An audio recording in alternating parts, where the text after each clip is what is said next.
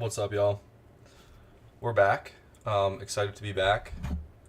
Yet another stream started outside PokeMMO. This is becoming more and more of a common occurrence, it seems like.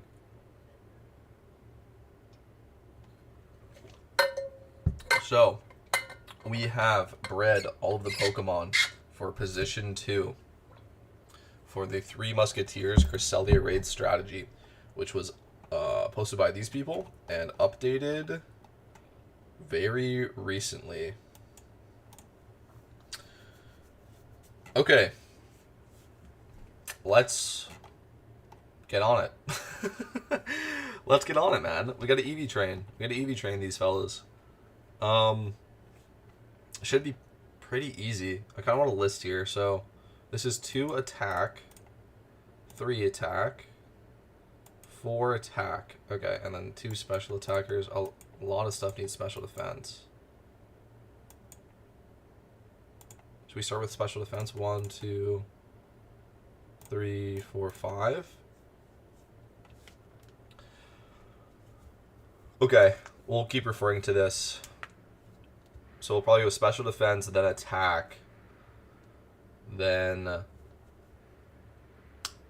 special attack, and then the extras. Okay. Okay, cool. Let's start. I'm going to pull up live chat. Let's start. Let's start.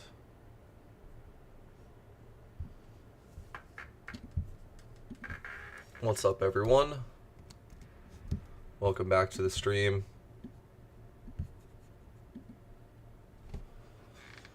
Okay.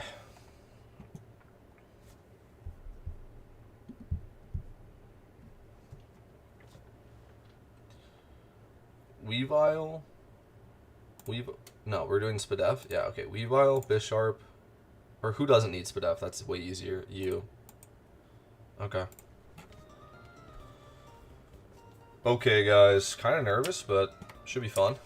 Should be a good time.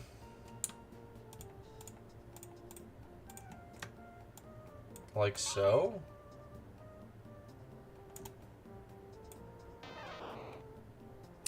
Okay. Cool. I'm gonna buy an EXP charm and we can get started here. 44k? That's not even bad. That's not even bad. That's not even bad. Okay.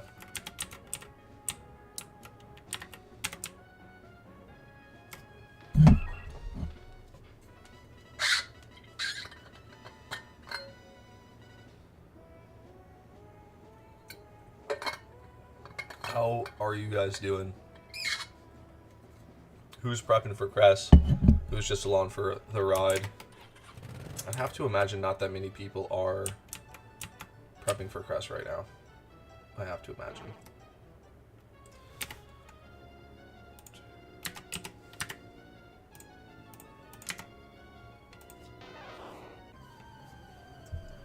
I'd have to imagine. Okay. Yeah, first horde of the EV training. I don't know how long this is going to take. Again, which one's is it again?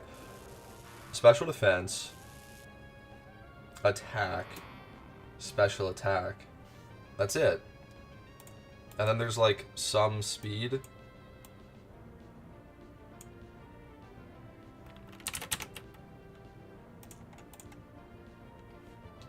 Okay.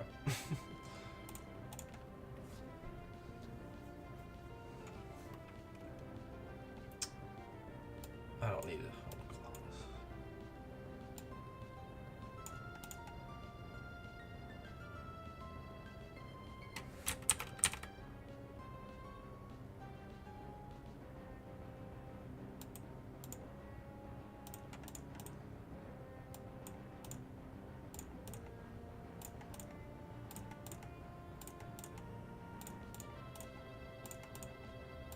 Dang, dude, this is a lot of okay. Okay, there we go. We're in. We're officially going. I think we have all the right Pokemon for special defense, right? We'll be checking back and forth, guys. Don't worry. Let's take a look, for instance. Special defense. Special defense. Yeah, you're the only one that doesn't want it.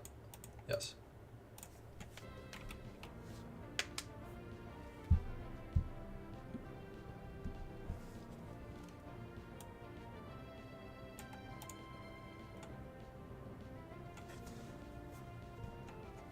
Does this work on raid bosses?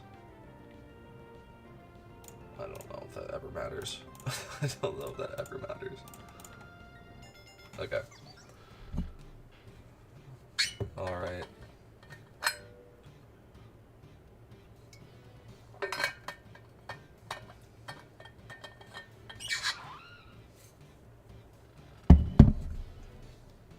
Got ourselves a Prin Flop. Not bad. Keeps wanting to learn Metal Claw. Not gonna let it. Pretty sweet Prin Flop, by the way, guys. Oh. Okay.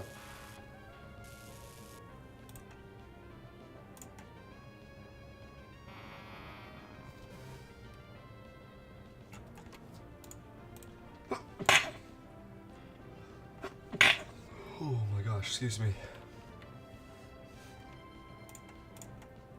Okay. This is like always how it goes when you start from level 1. You have to say no to a lot of moves, so we're gonna have to get through this part before we can like really get into the EV training.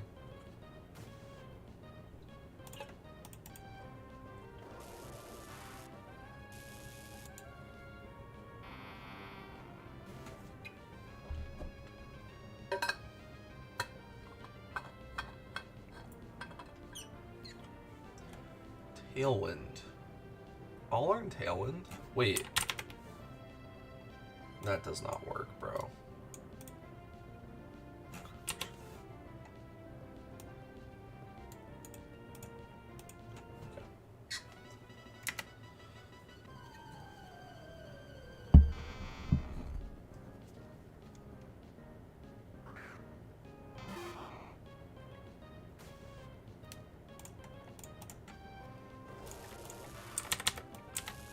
Alright, it's gonna be a long grind, fellas. It's gonna be a long grind.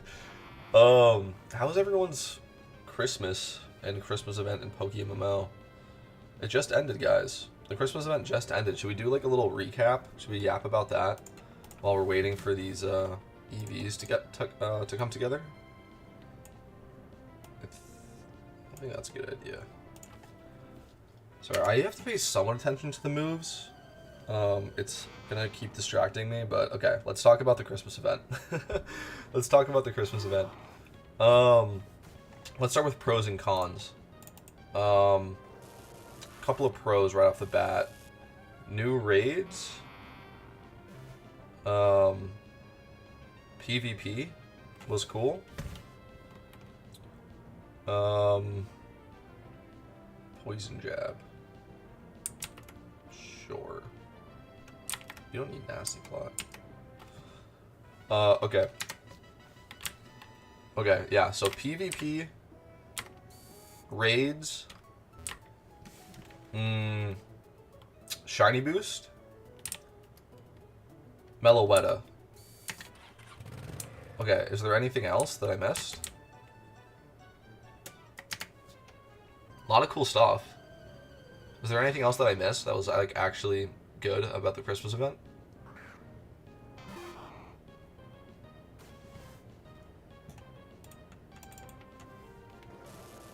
I mean, like, I guess swarms, if you enjoy doing the swarm stuff for Mysterious Balls. I'm not a huge fan of it, like, I don't know. I think it probably should be in the game, like, it should be a part of the events, because it's, like, the default thing to grind. But that's also the nice thing about the event, is that you could grind a bunch of different things, and you're probably doing pretty well. For the Christmas event, that was PvP, swarms. That's kind of it. We kind of need that third thing. I mean, you could grind, to be fair, I didn't do this because I actually ended up missing out on kind of the last couple days. Or, yeah, I was out of town for a couple days, like, right when all the raids were done. I like beat all the raids, but not the 5-star Jirachi. And that was like the other thing to grind if you went and did all the raids. And people did pretty well doing that. I'm actually kind of bummed I missed out on that. It is what it is. So yeah, that would make grinding raids probably better. But again, you can only do that for a couple of days. Because you had to make the team first of all, level 100, 6 Pokemon, and then you had a couple of days to grind it. Should I have learned Scary Face? I maybe should have learned Scary Face. Alright, well, too late now. Too late now. What are things I didn't like about the Christmas event?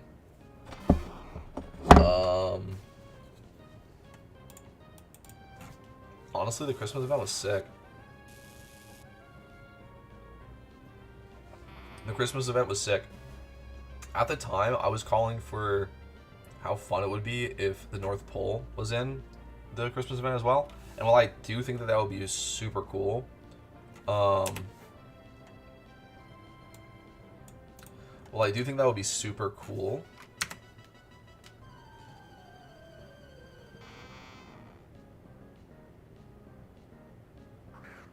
there would honestly be too much going on.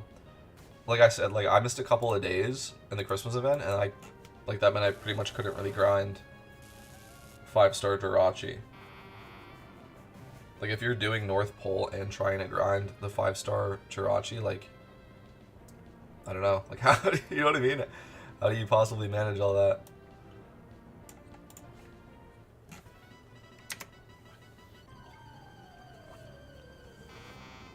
But yes, the event was very fun. The event was very, very fun. I hope we get an event in the summer. I think everyone always hopes for this, but I think that would be so huge for this game. The events like are just really, really fun. Like it's the most fun time to play the game is during events. And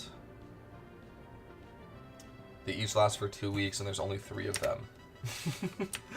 You know what I mean? Like, we need some summer events, man. Maybe. Maybe. Alright. Let's keep going.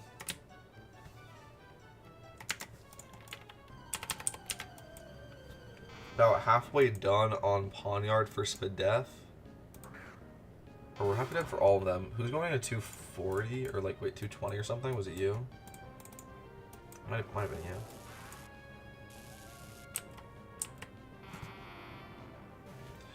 Might have been.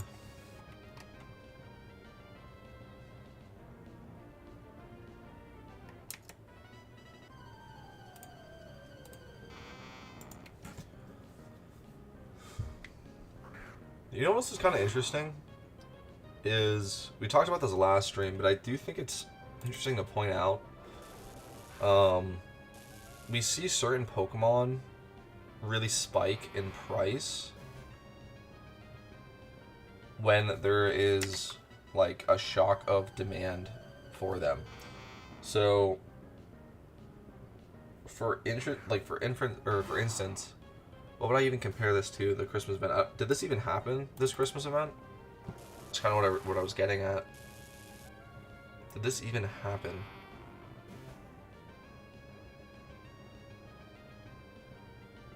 Hold on, we did a couple of breeds. Some of them were actually really expensive. I'm trying to remember exactly which ones.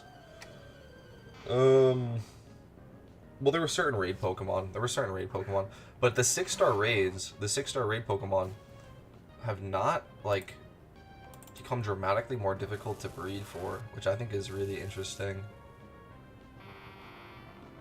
I think that's really interesting. Something I was expecting to happen, but I don't think enough people are like really that worried about it. I think people are willing to just wait and do them later. Like do them eventually. Which is fair.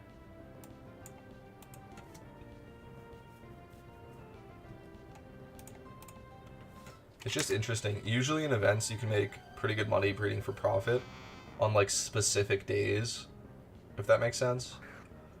Like when a new thing comes out and you need a new thing for it. if that makes sense. That day, you can make a ton of money breeding for profit, but I don't know if that even happened this Christmas. And I don't know if it's going to happen in Lunar New Year either, actually. Because you don't need to bring OT Pokemon for Abundant Shrine. For the raids, like raid Pokemon perhaps, but...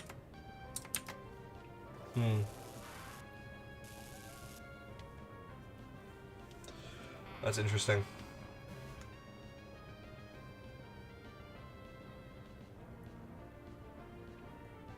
Yeah, dude, they need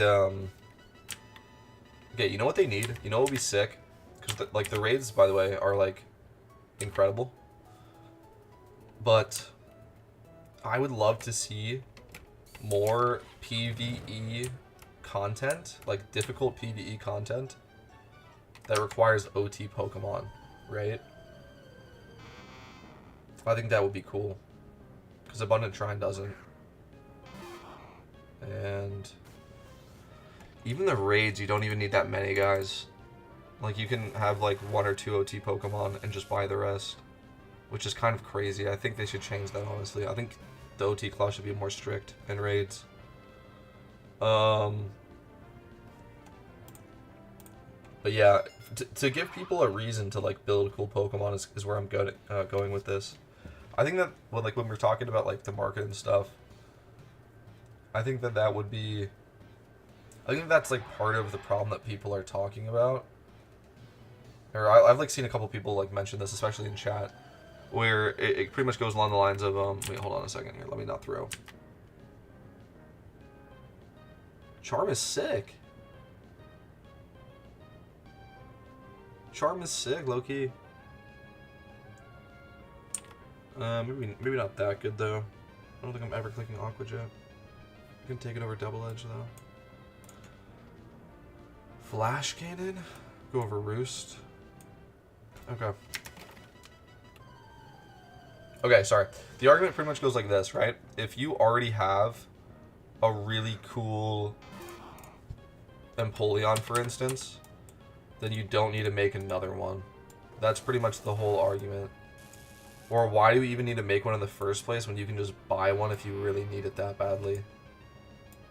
That's like the point. And I think if OT clause was more strict and there was more cool, challenging stuff to like use OT Pokemon on, first of all, that would be incredible, and second of all, it would incentivize people to actually breed and EV train their own mons, rather than just like ignore it and not bother, or just outright buy them, or character farm. Like we did this in the Christmas event. We got an Articuno and a Jirachi on PC Steve because I bred up 2 OT Pokemon for PC Steve, and then I borrowed the rest from my main account. Empoleon is too slow to be using Charm. Yeah. I mean, I'm pretty sure it's only ever going to click Brine anyway, but just trying to keep interesting raid moves. You know? It's just a raid Empoleon.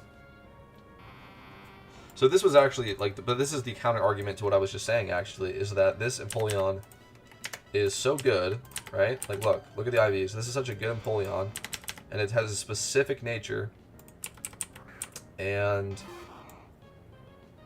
I can really only ever use this for Cresselia because it is too hyper-specific. If I wanted one for PvP, which I wouldn't, but if I did, I would have to make it different. And if I wanted one for like general PvE, I would probably make it different as well. I wouldn't make it as bulky. And I wouldn't lower its attack either because of Aqua Jet. Okay. Oh wait, oh wait.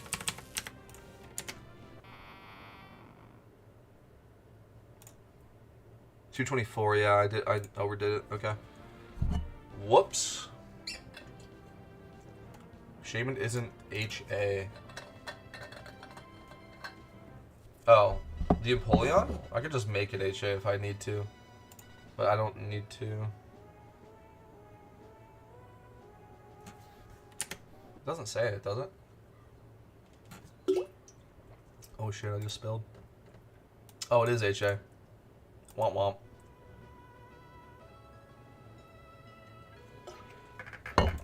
Good catch. I'm gonna go do that right now, actually. Thank you for that.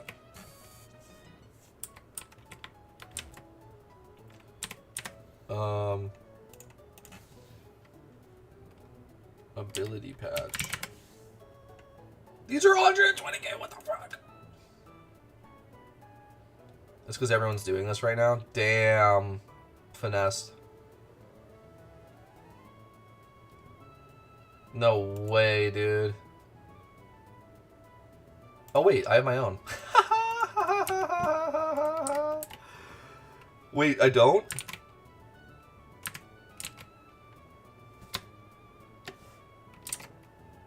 Wait, how do I not have one? Did I never pick a water...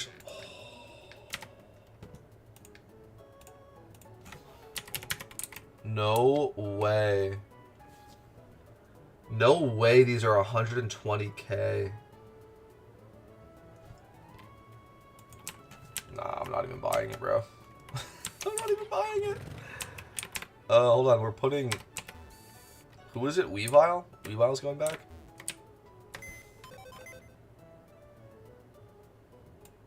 Yeah, rest in peace indeed. You could do some interesting defog strats with competitive, maybe. That is interesting. I think it has to be your foe that lowers your stats, though, right? Not like an ally. Or you yourself. I don't know. I don't really know that much about competitive. It's kind of a weird ability.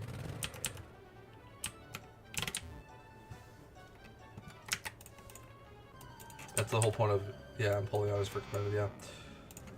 Okay, whoops. I probably should have bought that last night when I was doing this if I realized. They probably would have been way cheaper. I think they just spiked. I mean, like, literally, like, just spiked. Dude, that's crazy. We're gonna wait, dude. We're gonna wait. This is gonna go back down.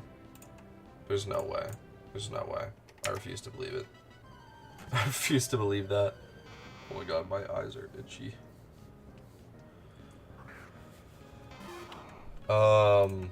That's terrible. And worst case, I will just buy one. It's fine.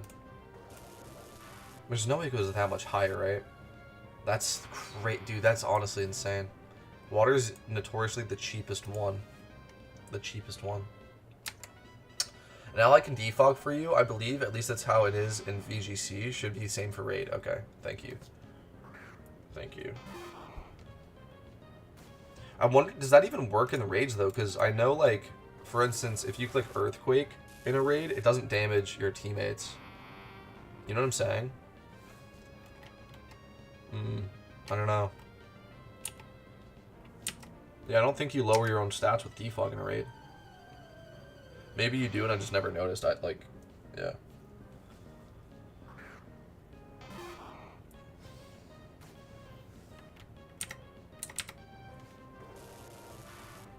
Shoot, dude, my eyes are actually so itchy. Oh my god. I have Claritin. I might take some of that. Okay, we'll see.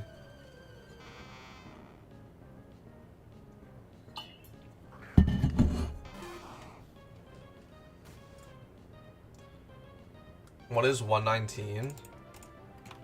Yeah, but like, it should be like 80k or less. It should be less. It should be, dude. I mean, that's crazy. Like 65k or something. Okay. Also, we're done. We're done here. We can go do attack. Okay. Who needs attack?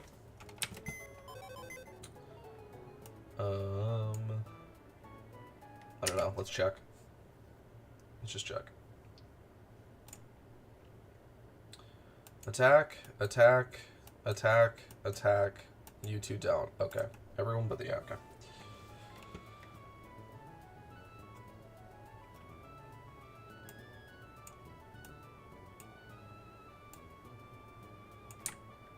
Where's the Mola? Okay.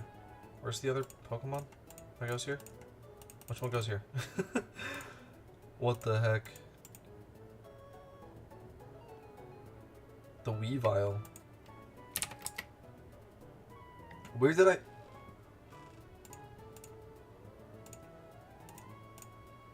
Oh, it's a Sneasel right now.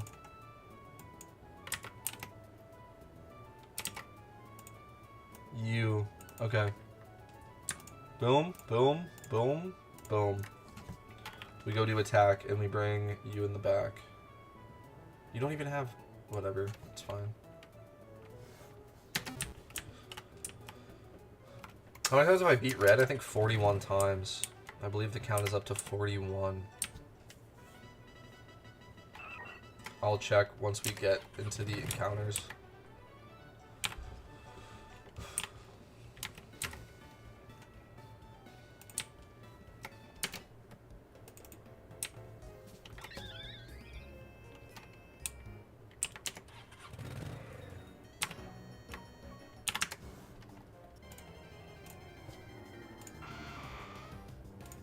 We're 41 times.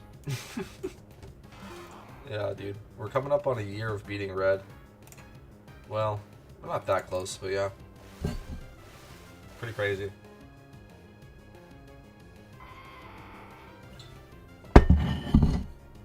Pretty crazy stuff.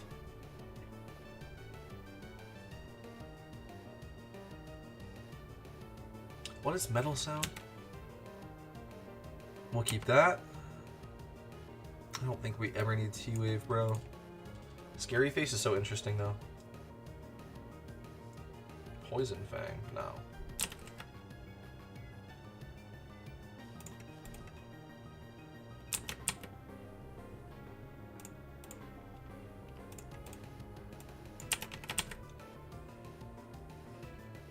I think this is so interesting, bro. I like it. I like Scary Face. I'm keeping Scary Face.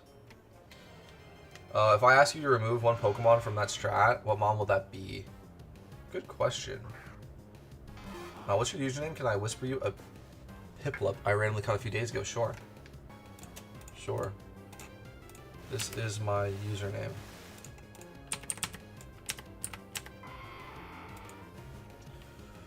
Okay. What move would I... Wait, which Pokemon is this? Assurance? For what? Oh, you? You want to learn Assurance? I mean, I guess, but you're going first. Oh, I guess, I don't know if Speed Boost doesn't go off yet, I guess. Potentially not. Okay, from this strategy, from the Cresselia strategy, I've never attempted it, so I don't know exactly, like, which ones are more necessary than others. If I had to guess...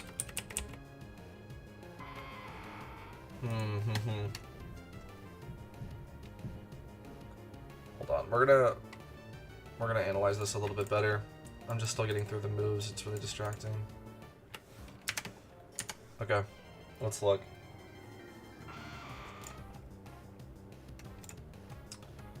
Fling? Fling, I would assume could be changed with something else. This is not necessary. I'm pretty sure it's only for Toxic. That's so weird. Probably necessary, honestly. Probably necessary. They're actually testing this right now. These are all necessary because you're living a million turns with them. These two potentially can get switched with a different Assurance user. Same with these. Those are my thoughts. Red fight mons? None of them, dude. It's hyper specific. It's hyper specific. We did a video about it. Like the new red fight strategy is so cool, dude. It's so cool. It's so smart. It's so efficient. Guys, okay. You can bring the same team with the same items, with the same moves, with the same lead Pokemon to every single red fight. It doesn't matter what red brings in what order. You still have a guaranteed win with 6 Pokemon, and it's quick. It's not like it takes 10 turns. It's quick. Some of them actually, well, no, like It's quick. It's quick. I think some of them would take like 9 turns though, right? With a switch out and a setup, or like a sack switch and a setup, and then you have to kill 6 Pokemon. But like, it's yeah, it's pretty good. It's hyper optimized. I don't think you can change a thing. You even have enough moves to not have to have any ocarinas whatsoever as well. You have an extra move on Infernape, and you have other extra moves, but like I think Infernape you would have to use Rock Climb for that. I don't know. I whispered it my luckiest catch ever. Okay, we're gonna take a look. We're gonna take a look.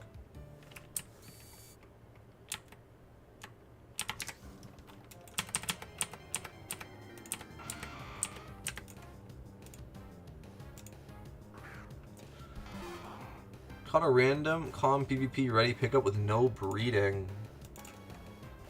No synchronize either, just luck. From Goofy Ball Guy. Oh, you're making it right now. Oh, dude. Wait, this is sick. Wait, this is sick.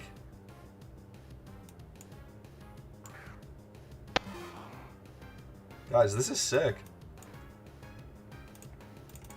Guys, this... Hold on. You caught this the day that Three Musketeers was updated. Well, that morning, I guess probably before then. Before that happened. Get rid of Iron Tail. That's crazy, bro. You caught a perfect employee. Actually, wait, well... No, it's probably fine. I was gonna say, the guide does, like, specify... No, I think that actually does. I actually don't know. But either way, it's very cool. It's very cool. Whether or not it works for the Crest Raid or not. Screech. Dude, get rid of Dive. Why do you don't need Dive? Do you need Dive? You don't need Dive. I've decided. I can also teach Dive. It's an HM. Yeah, you click Assurance. Okay. You click Brian. Okay. I didn't know that it would be raid viable, so I EV trained it for PvP. Well, that's the thing I was saying. I don't... Wait, this is very, very cool. And congratulations on the catch. But I think you actually might need 31s for the raid Empoleon anyway. Yeah, it does say that. I don't know. It might work. It might not. But either way, it's very cool. And yeah, it's going to be good in PvP for sure. This is a sweet OT. And also, again, to like... not have it hatched is also like it's kind of sweet. Wild caught. Okay.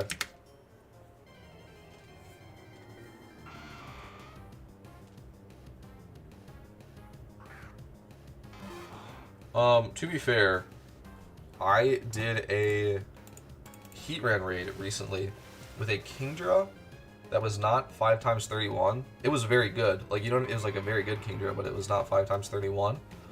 And it was completely fine. So I don't know if, like, not having 5x31s makes it less consistent, or if it's just completely fine. I don't think people have tested, like, you know what I mean? Like, stress tested the IVs that much. I think people assume you need 5x31 when you don't really, but I don't know. Sometimes you actually really do need that 5x31. For raids, I know it affects targeting specifically, because the raid boss wants to do the most damage it can. So if you have like a turn where you send out specific Pokemon, and one of them is just like not as bulky as it's supposed to be, it will get targeted more often than it's supposed to. But yeah, I don't know. Yeah, that's what I was nervous about with my Kingdra, because like if we were all sending out our Kingdras at the same time, I was nervous mine was just gonna get like focused because it was like the weakest. That didn't end up happening. I don't know if that can or it can. You know what I mean? Like this is just like the stuff you hear around. You know what I mean? Like a raiding folktale. Like, oh, he went to a raid with a 29 HP IV instead of 31.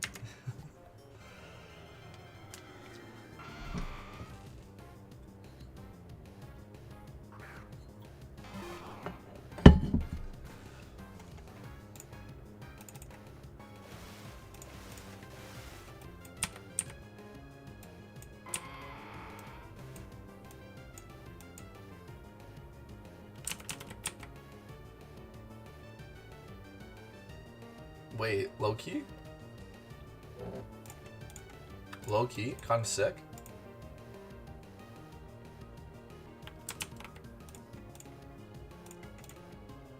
Okay. Are we about halfway done here with the EV training in general? I think we're about halfway done.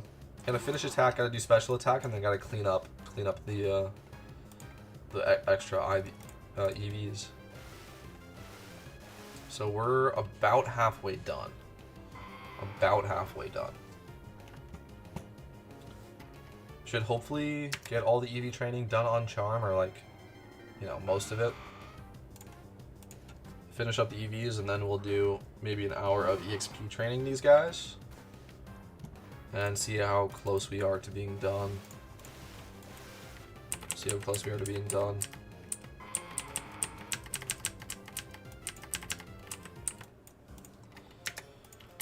Oh,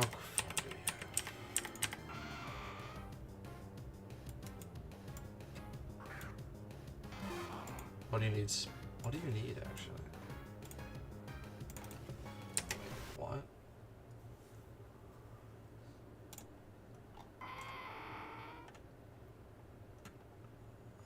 Speed?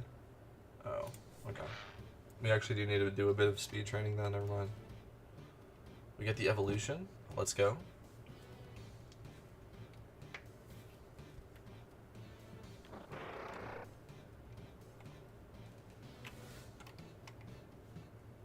Slash?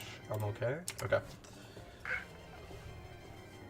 Hopefully we can blitz through this here.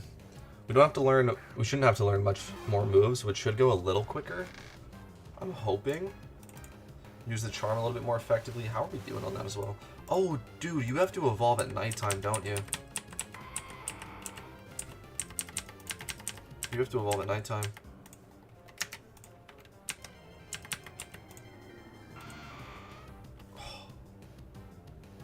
It just... Wait, how long is the day cycle, bro? It just went to day. Oh my gosh. I actually just missed. I wish I noticed that. Wait, guys, how long is the day-night cycle? Oh my gosh. Isn't it like 6 hours? Or is it way quicker than that? I can't remember. Or is it 3 hours? It's like a full day, 6 hours, but... Or is it 8 hours? So it's 4? Day cycle would take 4? I think it's 6? But then it would take 3 hours to go from day to night, right? And then night would last like the other 3? Oh my god. Okay. Well, it doesn't matter. We're not like getting done with this team anytime soon. It's not getting to level 100 anytime soon, but just good to keep in mind. 6 hours? But I'm saying, wouldn't that mean 3 though until it's nighttime? The earliest it would be nighttime, right?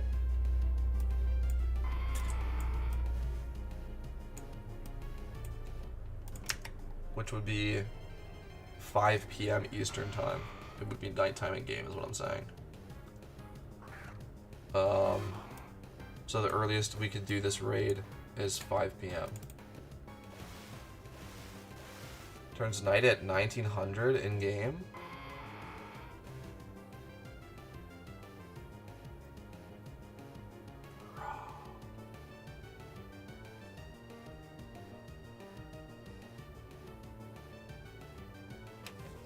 Bro, what?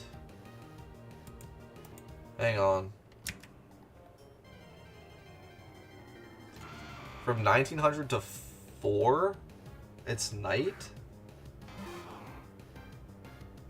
That's way less time than it is day. So is it 4 hours of daylight and then... Is it like 4 hours of daytime and then 2 hours of nighttime? It's not cut 3 and 3? Fuck.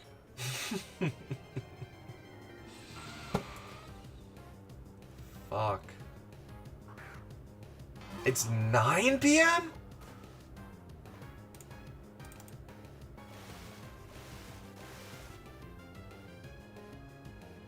Bro, that's terrible. Hold on, so... Okay, we'll have to look this up. We'll have to look this up. That's crazy, though. That's actually crazy. Damn, we just missed that, too. We just missed that. That sucks. Hold on.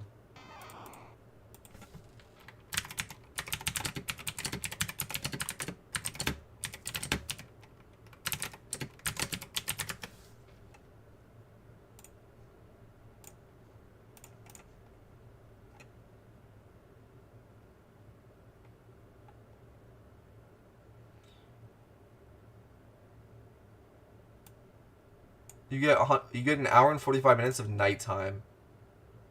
And you get this much of daytime. That sucks. That sucks.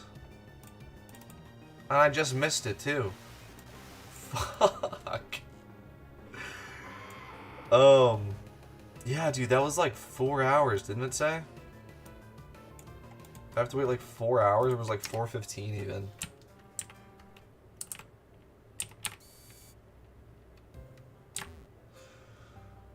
Okay, so earliest we can do this is tonight then.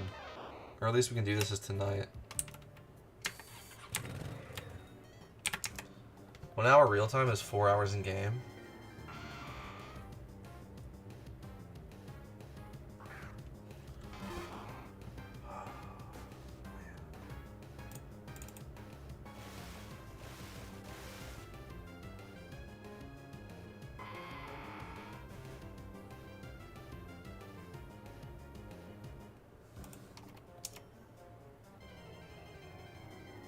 Yeah.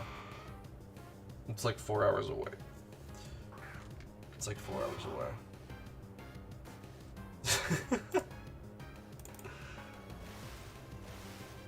Alright. That's fine. That's actually so fine. Because I still have, like, EXP training to do, and I was gonna take a break, I guess. I gotta go to the gym today, bro. I gotta go to the gym today.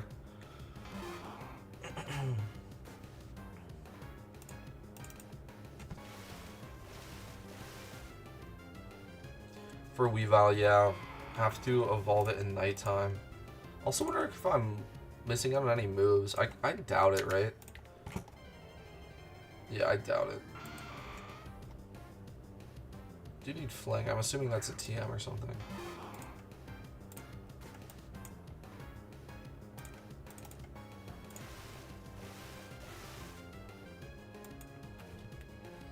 Okay.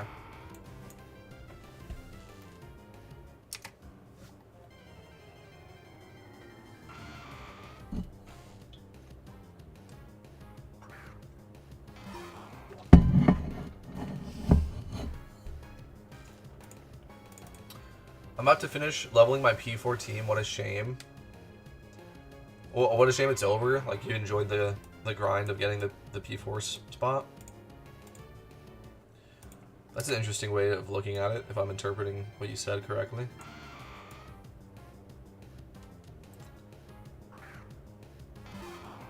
I enjoy building teams, but I really enjoy... Well, I really enjoy breeding the team. EV training and leveling, eh. And then having the team is pretty cool too. Yeah.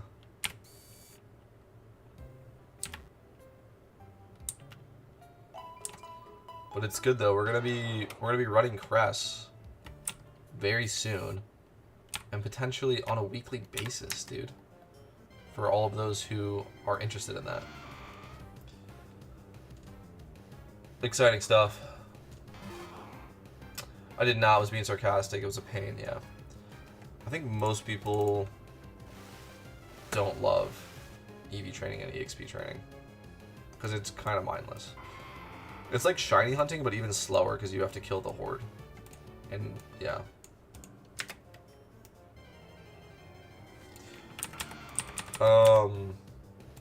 Okay, we've been done for a little bit now. Whoops. We gotta go to special attack.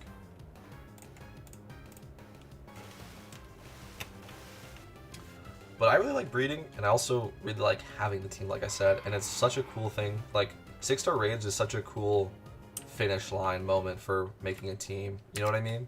Like, for PvP, it's like, is this even going to be good? That's always my thought when I make a PvP team. I'm like, is this even going to be good? Spend all this time.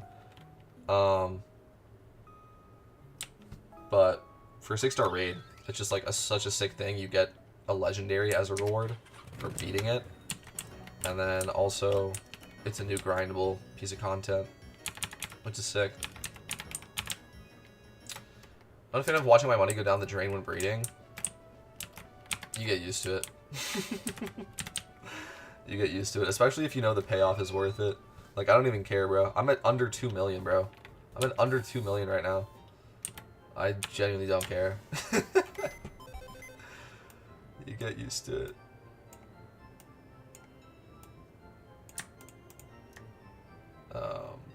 Bring some level 100s in case. Alright.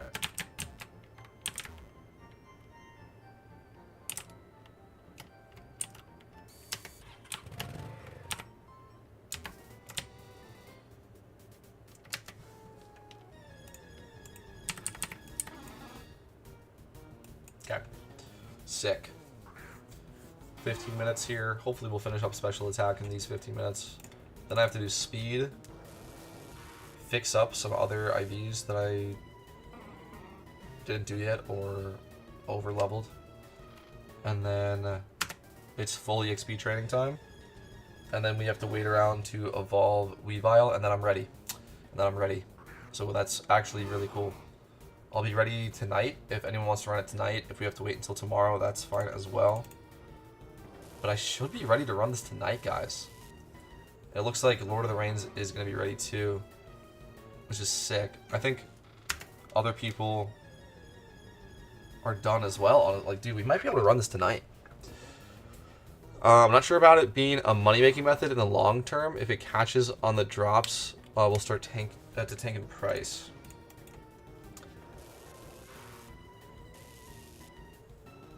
Yes, but hold on, I've a lot of thoughts about this. Give me 1 second to get through these moves so I can. Okay. With enough of them, I think it like throws the scent off enough, if that makes sense. Like when there was only Heatran's being like the only one that's being grinded, if that makes sense.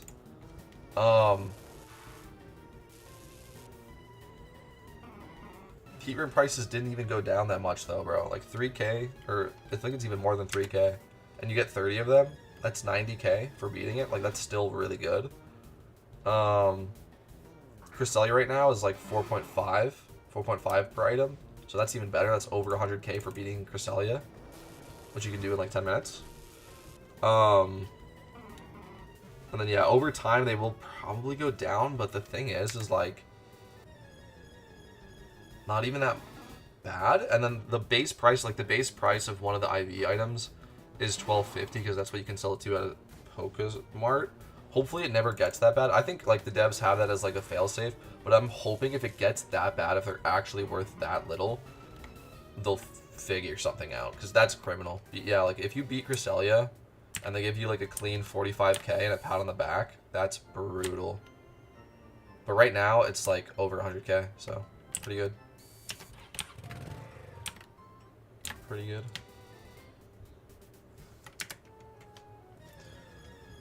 I think the obvious solution is to just reward battle points as well. Like, do the, you know, you can get a like a legendary encounter certain times. Do the IV changing items, right? That's great. Potentially even have a sync out of the game for those legendary Pokemon. That would be sick.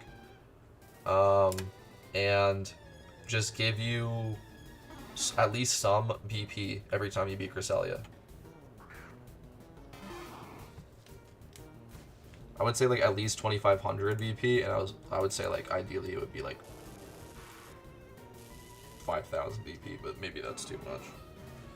Maybe like 3,000 VP for beating a legendary raid. I feel like that's fair, dude. It kind of makes sense. How much do you get for beating red? How much do you get for beating red? It should be however much you get for beating red, actually. Let's just say that. I'm down to 6k yen after breeding a few 6x31s. I gotta do a Jimmy run to do more breeding now. LOL, yeah. Good luck to you. That is kind of how I think about it as well. I don't really worry about the cash stack too much because I don't shiny hunt, so I don't have to spend money on like lepos or anything like that.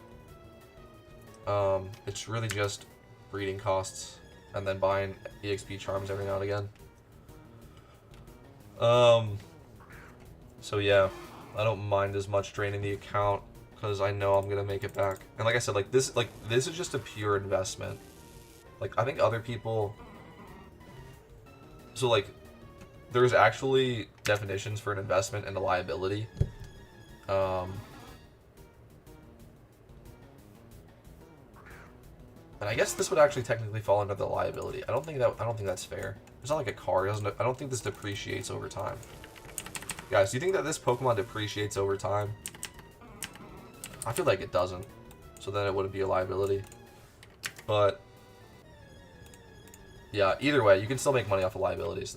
I feel like there's a bad connotation, but like, yeah, the word just means that, like, it's something that depreciates in value that you own and is still valuable. Like, for instance, a company car, because it gets people to work.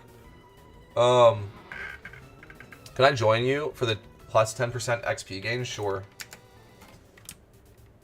We have 11 minutes left, but yeah. I didn't even know it does that.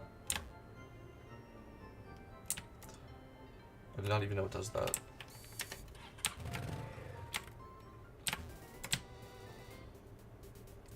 Am I gonna be busy? Yeah, well, like whisper me. What's your IGN again?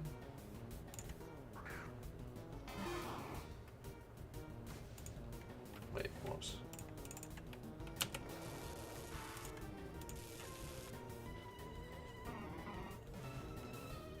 Oh, here we go.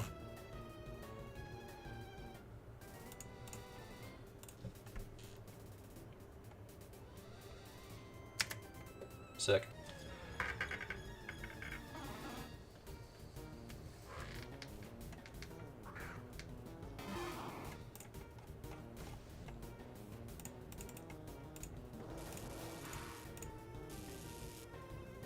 Okay. 10 minutes left on Charm.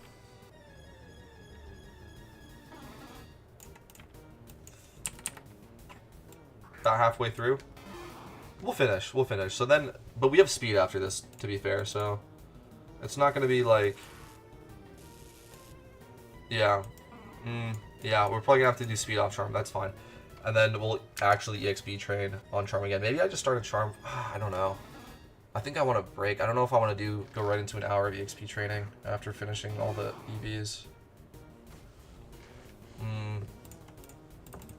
I don't know. You'll be popping 100% charms. You want to join later? Oh, sweet. Yeah. When I'm leveling. That would be awesome.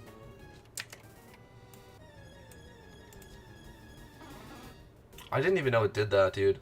I didn't even know it did that. That's cool, though. Plus 10% to the link. Does it stack? Does anyone know if it stacks? Like, if I use one and you use one, do we both get 110? Or not?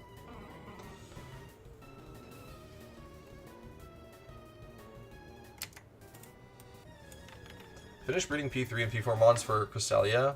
I just need to train them now. Nice, dude. Nice. Nice. P3 and P4. Well played. Well played. We just made P2. I know we're gonna have to see with making the rest of the positions for Cresselia, because it seemed like, unfortunately, like whereas with Heatran, it seems like you could make one Pokemon that would work in like any of the positions. For Cresselia, there's one Pokemon that's used in all positions, but with different EVs, which is a pain. It says stackable. Okay, cool. That's cool. The Meloetta rating team seems so useless for anything else. Yeah, I don't think it's done yet either, to be fair. I think the only Mon that I'm that I'm certain is on the Meloetta team is Slowbro. Everything else is a maybe. I think Reuniclus is probably on that team too, and I think Musharda might be. Everything else I think is up in the air. Oh, this is the red team, isn't it? You made red. Very nice. Very nice. I made this team recently. Yeah, I just recognized it from the lineup. This is red. This is the red team. Very cool. Very cool. Boom. Does this matter? This is probably fine. Probably fine.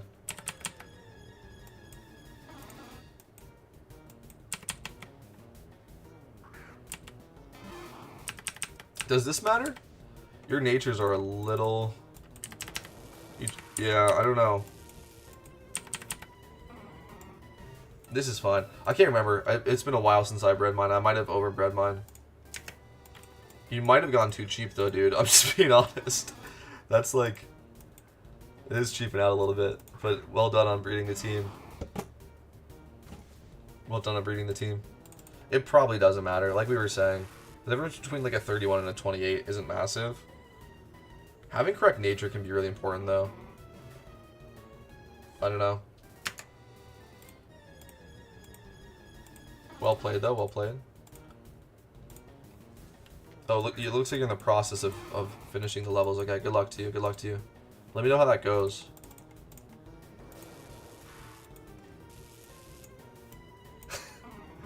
Yeah, dude, let me know how that goes, bro.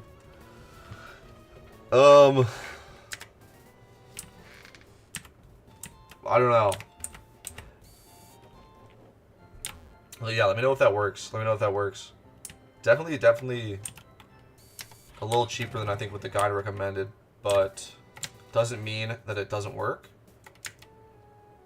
So I'm very curious. I'm very curious how that works. We were just talking about this earlier. Like, I was saying this. I brought a Kingdra that wasn't 5x31 to the Heatran raid, but it was still a very good Kingdra. It just wasn't 5x31, and it was fine. Right? But the guide specifies like 5x31.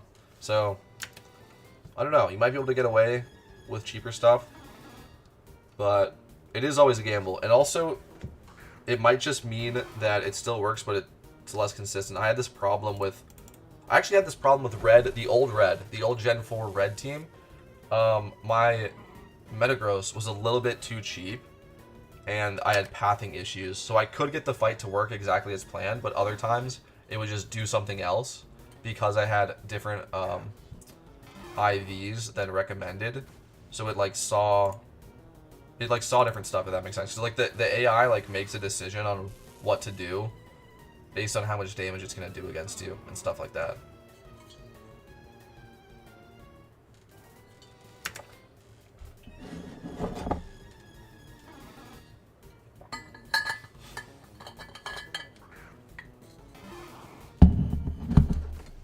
Unwanted crit damage? Oh, okay. That's not that bad then. So if you get crit, you lose, but if not, you're fine. That's not that bad of a roll. I would still recommend like not cheaping out on red stuff because you can use it forever, bro. It's so unlikely that this new strategy gets nerfed. You know, you can never be certain, but in my opinion, like it's not. You know what I mean? It just beats red. I don't think, yeah, I don't know if that makes sense. It just beats red. It just finds a free way to boost on him. And then you just sweep. Alright, let's do speed now. Also, AI using diff moves if you get more defense or speed, for example. Only the Weavile. Is that it? Is everything else up to code? Just the Weavile? That's good. I don't have the money to finish that. No, like, yeah, fair play. Fair play. I would say, like, again, just because, like, red is so good for making money and you don't want to have problems, that's the only reason that I would, like, caution you on that. Because, like, it is going to cost a little bit more to make it, like, exactly how the guide specifies, but I do think it is worth it in the long term. But it doesn't mean that it won't work like that. Again, I think it's more a consistency question rather than anything else. Okay, hold on. Let me make sure I'm doing this correctly.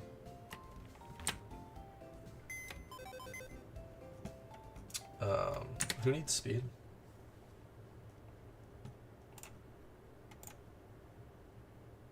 $32? 180? Okay, that's it. 32 and 180. Fantastic.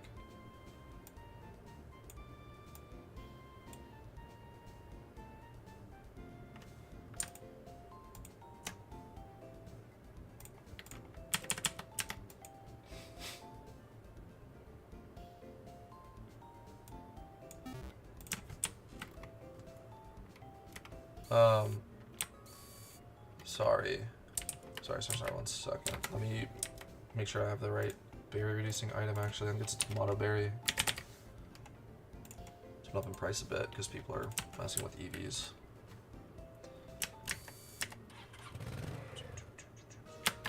Boom. Okay. The run up to it is worth it with the amount of repels you will save. Yeah, no, genuinely. Like, don't cheap out on the red team. I would say the same thing for the 6-star raids. I did a little bit on the... I just already had a Kingdra. I already had a Kingdra that was, like, almost good enough, and I was like, I might as well try it. If it really causes me problems, I'll make a new Kingdra. But, like, yeah. I think that's maybe how you should go about it. Like, just be very willing to, like, pay the consequences of not actually making it how the guide specifies. Yeah. Is the red guide in your Discord? The red guide. No. I think I made a video about this, didn't I? Or was it just breeding the team? Oh yeah, I was gonna make a video of me beating every generation as a compilation and like go in depth into the guide, but I haven't been able to beat every single generation yet. I think I have 4 out of the 5. So no. I made a video about breeding it, and I linked a document in that video. Yeah. Yeah, I know. It's you gotta make a choice. You gotta make a choice, bro. Either, well, okay. First of all, it's already level 100, so just try it. If it's just the Weavile, it's already level 100, so just try it. And if it really causes you problems, like I said, then just like you have to make another one. But if it doesn't, then just use that. If it's only a consistency problem, or it's like 1 out of 3 times this causes you a problem, maybe you just eat that. Maybe it's worth it for you to make, you know what I mean? It's up to you, bro. It's up to you. Let me know how that goes for you, though. Good luck. Loving the team now, and it sucks, yeah. I'm glad that we got some endgame grinders, though, in the chat. That's really nice. People actively leveling endgame teams. That's so cool. That's what I do on stream, like, all the fucking time. And complain about it. Now other people are complaining about it with me in chat. This is great. This is great. Leveling sucks. Everyone hates leveling. I'm glad we're all on the same page. Devs, do something. Okay, actually, if we want to actually talk about something like this, this is a change that I think is, like, not talked about. Isn't really, like, what's it called? Isn't really, like, even, yeah, just talked about as a possibility. And I think it would be massive, okay? And that is increasing the level of hordes after you have completed a region. After you have become the champion of a region, I think that, like, all wild encounters should get, like, a bigger level boost, okay? So, for instance, right here, right? Right here. Pokemon in this grass are, like, under level 50. Like, over level 40, under level 50, right? Why can, like, if we have access to level 100, why can these not be, like, level 65, 70? It would help so much with leveling. It would help so much. And I don't really see a valid reason why that can't be the case. Same thing for Pokemon trainers, bro. Pokemon battles, like, if you, like, or NPC battles should be, like, they should have at least level 70 Pokemon. At least. The gym leaders have, like, level 80. Give the, you know what I'm saying? Like, I wish that the game, like, leveled up.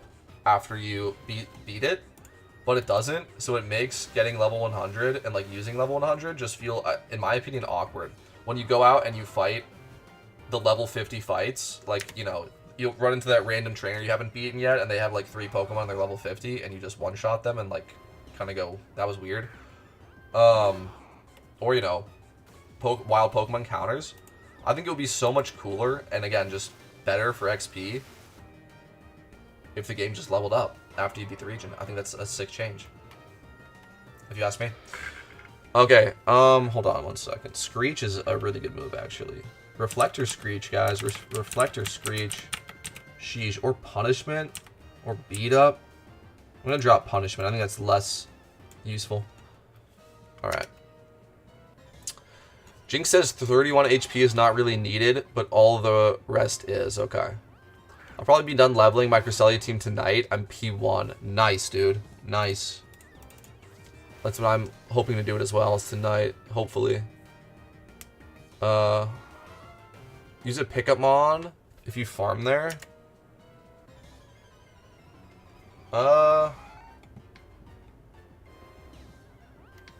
Wait, like in the back? This doesn't have pickup. Wait, it does. Oh, it has pickpocket. Oh. You mean like in the back does it fine? Because I'm just leveling with my Pikachu. I think the only thing that would affect is the prices of rare candies and EXP candies, but good idea. I think it makes sense. You being overpowered as hell versus them makes you mentally happy. I always hated games that put all mons at your level.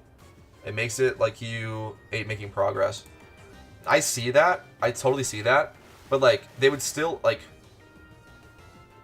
or I would say do it better, bro. Like, what, you know what I'm saying? Like, seeing level 2 Pidgey with a level 100 Pikachu, in my opinion, is just weird. You know what I'm saying? If that makes sense. That's just like for my opinion. I think it would be cooler. It would be more challenging, but you would still be OP if you had a team of 6 Pokemon that, you know, are like meta Pokemon. You know what I'm saying? Like, you as a player have made a good decision in the 6 Pokemon that you were running around with, and they're all level 100. You run into an NPC. Maybe they even have like 5 Pokemon, right? What if it was realistic? They had 5 Pokemon and then an HM slave in the back, like a level 20 Pidgey or something, right? Like stuff like that would be cool. I think it would be like more world building, and you would like, again, like the world would level up as you do, but you're still OP. Like, you know what I'm saying? If there's 5 Pokemon at level 70 versus you with 6 Pokemon at level 100, even if you're just like doing like this, like even if I'm just went out to EV train, I still have a level 100 Pikachu, a level 100 Garchomp. Like this, you know what I'm saying? Like this still just wins any NPC fight, but it would make the world like make more sense, and also make the transition between level 0 to 50 and level 50 to 100 more seamless, in my opinion. An effective price between level 1 and level 100 mons, yeah. I almost messed up my melodic because I needed an egg move. Oh my god, yeah. Mud Sport, bro. Mud Sport. Well done getting it done, though. I don't want to ruin it. Let's take a look.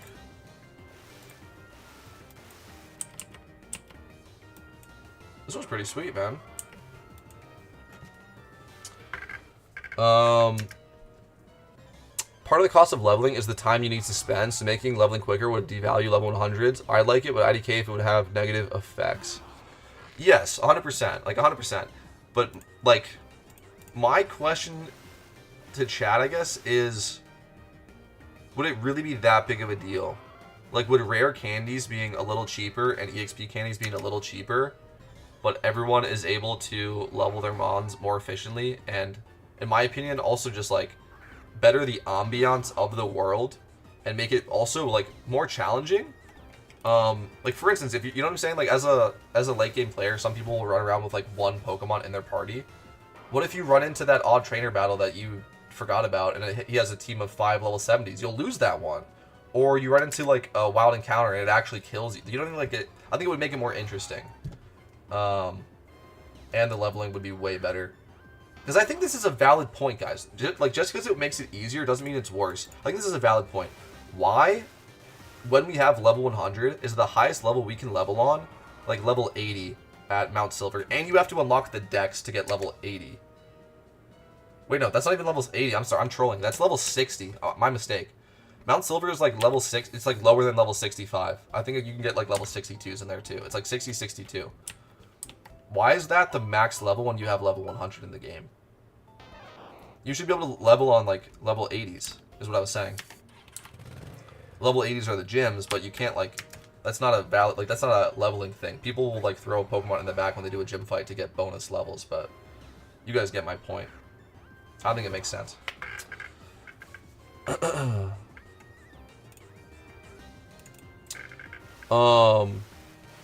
You can gather items in the first Pokemon in your party as pickup ability. Check Teddy Ursa or Lanoon. I recommend Teddy. Oh, is that what people were doing? Does it get like Surf? I think it's fine as it is for low-level zones. I wish there is much more picks on where you can XP farm. Now it's 100 Mount Silver, and that is just boring, yeah. Doing the same on forever just because it's most XP. Yeah, I just think it would be more interesting. It would make more sense in the game. It would, you know what I'm saying? It would like, because that's part of the reason that people play Pokemon and not something else, is like the vibe of Pokemon, and I think it would like help the world building, and like I just think it would be cool. I think it would be cool. I don't think it would be it would be cool. It would be helpful. I don't think it would be OP. Is pretty much my point of view. I love seeing a level 5 poke, and I'm level 100. My brain equals get the fuck out of here. Yeah. Yeah, I guess like newbie zones could still remain like small, but yeah, I would like to see, or I guess like even like a natural progression, like even like the newbie zones, maybe have around like level 10s or something, or less, and then does this make sense? Like you would have like 5 times horde of like every level, like level 10s, level 20s, level 30s, level 40s, level 50s, level 60s, level 70s, level 80s, and then like probably just stop at level 80. I think level 90 wild Pokemon is like pump the brakes. You know what would be cool though? This is kind of like doing too much. But again, like in terms of the ambiance and it just being like cool. What if like at these, hold on, how many am I doing? Okay, we're almost done. Sorry, I need to use a berry real quick too. Hold on, you need to be 32. You need to be 32.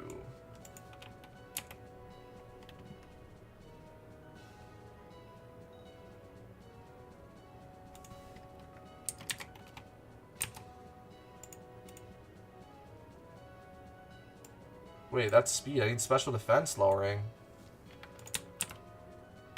I was gonna say, at these like hypothetical spots where you can encounter level 80 hordes, what if there was a chance to like single encounter like a level 95 Pokemon, and the lore is that it was like a Pokemon that got released? You know what I'm saying? I think that would be cool. Like it's very rare, but like you can encounter like a level 95 released Pokemon. I think that's cool. Maybe it even has like moves, like maybe it even has like TM moves or something. I think that's fun. Teddy Ursa doesn't get Surf, but it has Earthquake and Hyper Voice. Teddy Ursa would need a plus special attack nature and IVs for efficient Hyper Voice, but it does have pickup. Okay, thank you for that. Thank you for that. Okay, wait, what berry do I need?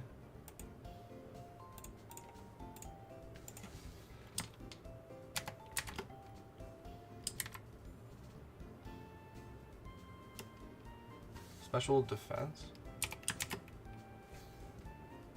Grab a berry.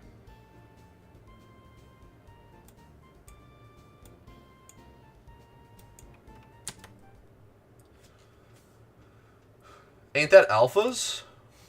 Is that the lore of alpha Pokemon? Is that what that is? I didn't even know that. That's cool. Is that like the lore behind it?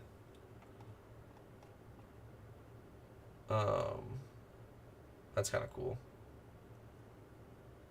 224. Okay, hang on. We gotta get specific up in here.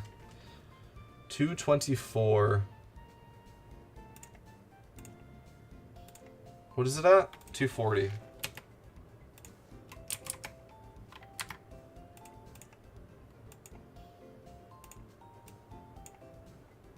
Okay. What strat am I using for Crest? 3 Musketeers. 3 Musketeers strategy. Should be links in the description. Not this, like, you'll be able to find it if you follow the links in the description.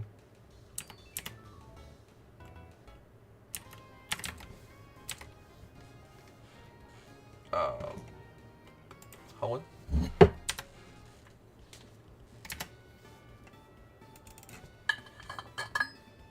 Oh, I'm out of water.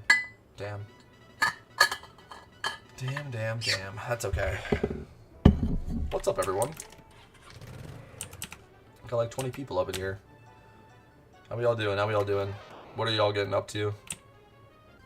For those that are not preparing, or if you are preparing for endgame stuff, like what's your next step that you guys are taking? Right? You cracking red? You cracking one of the 6 stars? Potentially even working on Pokedex to get access to that stuff? You're working on gym runs? What are you guys doing? Oh. Bro. Hold on.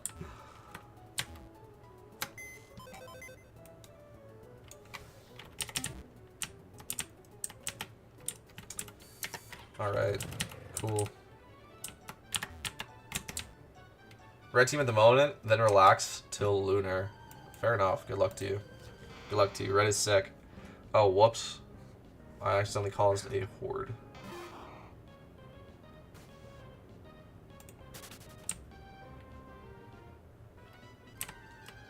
Creating my first alt account. Storylines are more annoying than I remember. I think once you've beaten all 5 regions, that you definitely get that feeling, yeah. For sure. You're like, yeah. The text boxes, bro. I have beaten all 5 regions of PokeMMO twice, and then but I've beaten Kanto 3 times. And I do enjoy it, but I do get what you're saying. We're gonna speedrun the other regions in time. Focus on event season right now, though. Okay.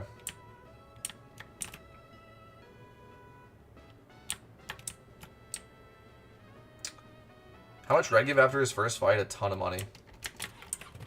Don't remember exactly. It's a lot, though. If you know you're gonna win, pop a charm. Pop a charm. Yeah, it's a ton of money. If you know you're gonna win, pop a charm. And you should know you're gonna win if you've done everything properly.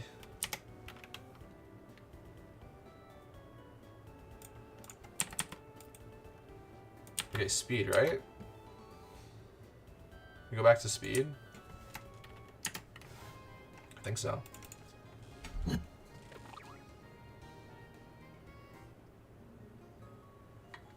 Yeah, red is very good. Oh yeah, I'm out of water, bro. That's very good.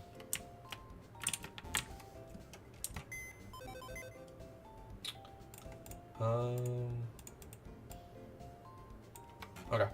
I'm pretty sure that's it for speed. I think this is the only things that need speed.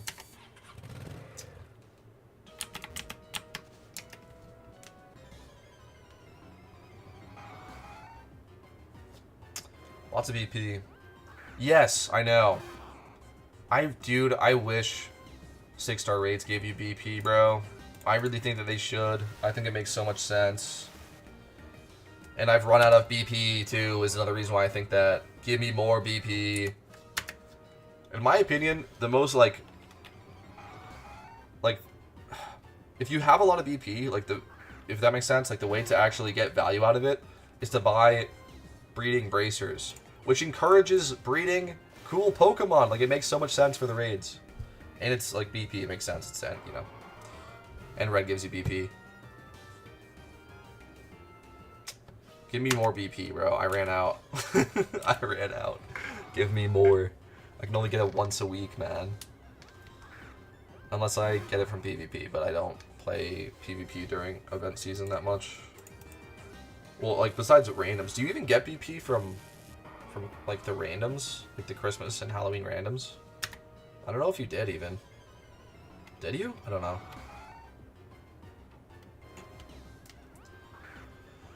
honestly don't know.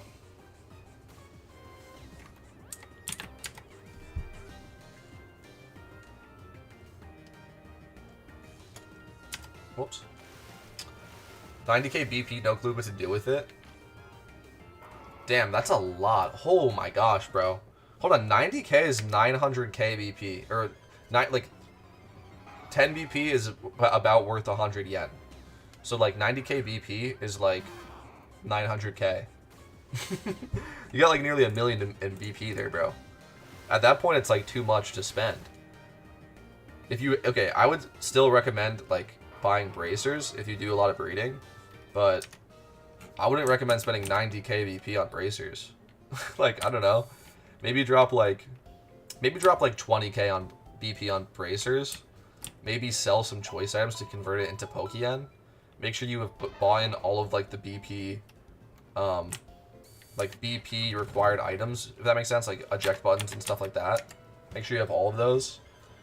After that, like, save 15k BP for movesets when you, like, need them, if that makes sense. And then, like, I would turn the rest into bracers for breeding until I have, like, more than I will ever really need, and then I would sell the rest as choice items or, like, focus ashes or something. That's too much. Yeah, hate breeding. Yeah, that's too much. I won the first fight before Christmas, but you were stuck after that. Oh, like you did Gen 1? I feel you, yeah. That's why I go hard at events, so I can just buy them all. Or let someone make them for me, yeah. Fair enough. Fair enough. I love breeding, personally, but I know not everyone does. I just find it kind of satisfying.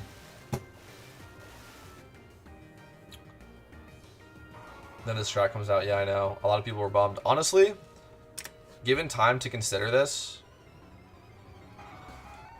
I'm kind of happy how it all worked out. But under the caveat, I made a video about this, and I still do agree with that video. I don't like them allowing NPCs to just outright cheat in a Pokemon battle to make it artificially harder because the community is, like, too good at Pokemon. Or you know what I'm saying? Like, they could have easily made it so that Red would switch out when he was tricked to choice item. Right? Red would switch out when tricked to choice item. And instead they were like, nah, let him just throw that one away. He didn't want it anyway.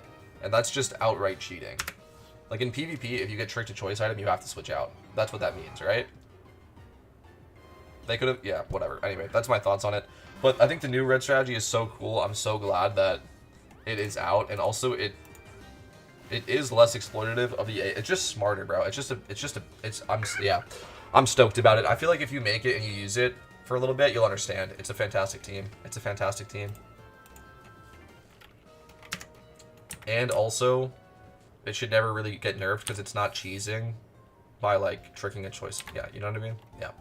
It's just a good team. Until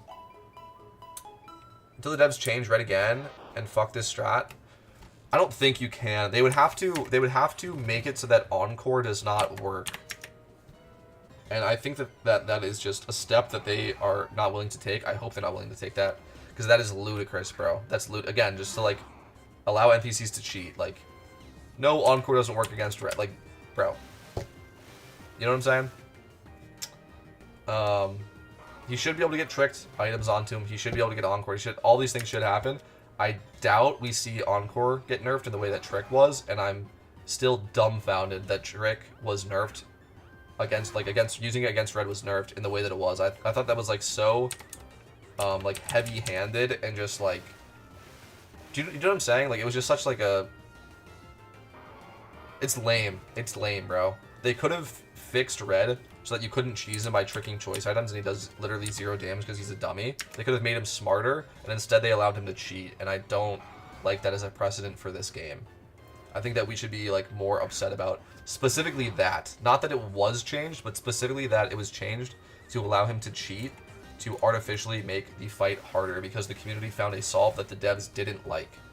That's what's lame about it. Okay. Let's be honest, it's just to keep people buying RP. I don't really see how that would connect to there, but I'm open to further explanation, yeah. You don't mind fixing cheese strat for harder strats, yeah. Also, the new strategy is just straight up better and actually more efficient. I mean, they can just change AI so they switch when they're encored. That's true. That's true. And that's what I said they should have done for the choice items. If they just switch out when they're encored.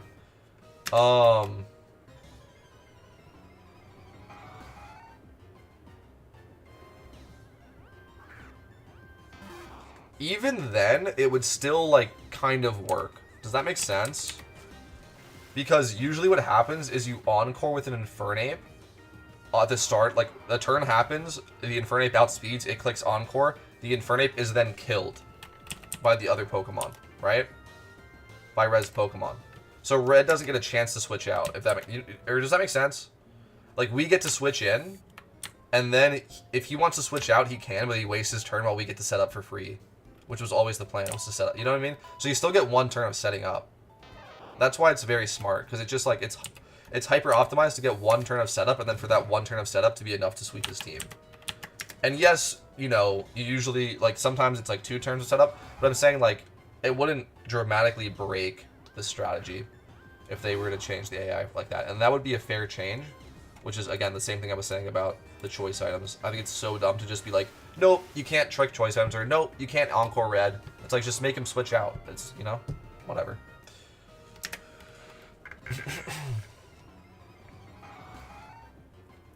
I think changing Red a bit every 4 months or so is okay.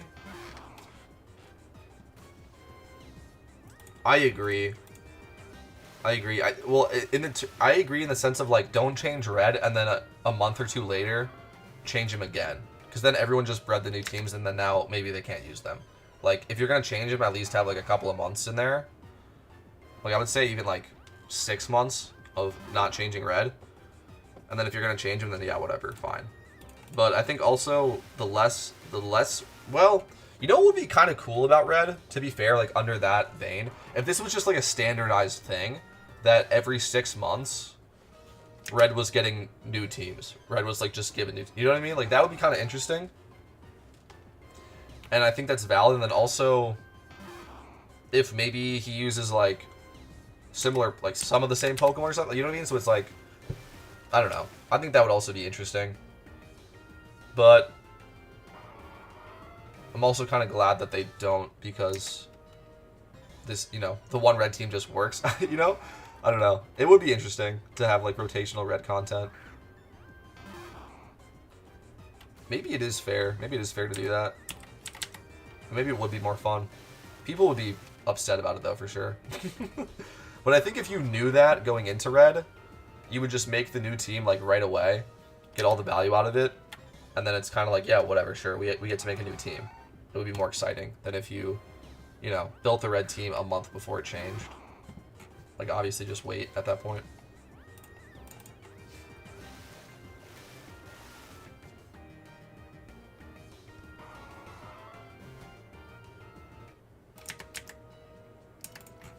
Okay. I don't think they're ever going to do that, though. I don't think they're ever going to make Red rotational, because I think so many people would be outraged. I really do. I also don't want to use my brain 100% after workday to beat Red. PokeMMO is a casual game for me, yeah. Yeah. The cool thing with PokeMMO is that, and I think this is also why it's such a great Pokemon game, because Pokemon, like, would tease at this idea, but never fully execute on it. And what I'm getting at is that, like, all of, like, the brain power and actual progress you make in PokeMMO is just planning and good long-term decision-making, and then following through on said plans. For instance, finding the most updated Cresselia team, verifying that it is, in fact, a working, consistent Cresselia team, coordinating with people to each make a position in the Cresselia team. Doing that. And then eventually beating Cresselia. You know what I mean? Like, it's... Like, the minute-to-minute stuff is, like, already been planned out for you if you are playing the game intentionally. You know what I'm saying? You also can not play the game as intentionally and still enjoy it. You just won't be as efficient. But yeah, like, the progress of this game is all about just, like, long-term planning and executing on that, and having those long-term plans be actually good plans to do in the first place. Which is cool. Which is cool. Like, when you're in a Pokemon battle, like, you shouldn't be that caught off guard as to what is going to happen in that battle, and if you're going to win or not, if that makes sense. You should be pretty confident that you're going to win, unless you are solving a raid, which is also super fun. And that's, like, the only exception, which is, I think, part of the reason why they're so fun. Solving raids, yeah. Building for raids is also fun, too. Building for solved raids, which is what I'm doing right now.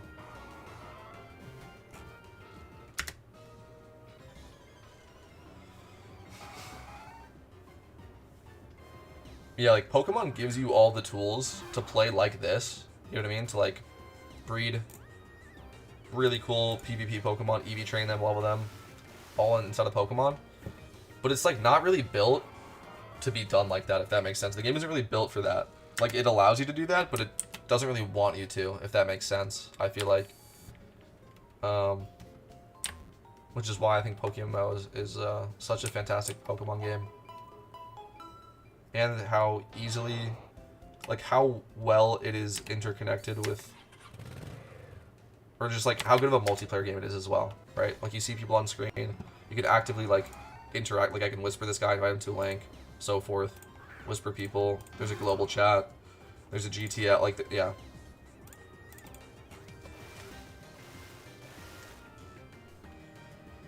Okay, I have to fill up my water, bro. My mouth is so dry. I'm gonna be right back, and then... Are we done? Guys, are we done? We've been done. Also, this isn't even supposed to be 252 speed. We've been done. It's 180. Dude, I did, like, so much extra. Like, what am I doing? Okay, what's this called? PokeMMO.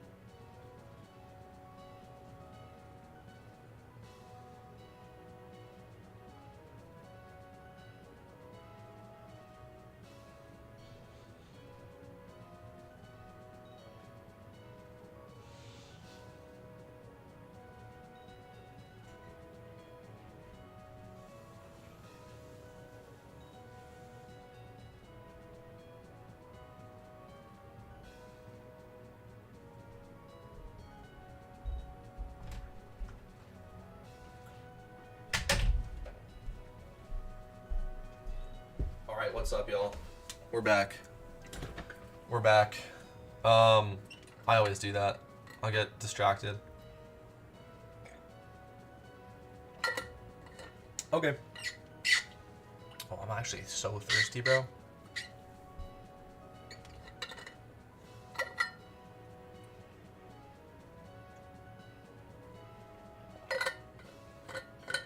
Okay. Let's finish up the EV training, boys. Let's finish this up. The Pokemon are getting leveled pretty well, which is nice. We need to finish the EV training, bro. Okay, it's 8 in the morning in-game. It'll be nighttime. Like, it's not gonna... Well, yeah. I'll make sure I evolve the Weavile when it's nighttime. All right.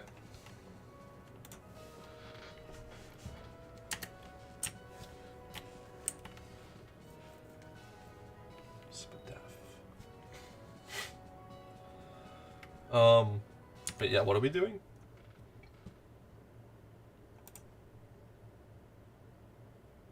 Special attack? Oh, whoops.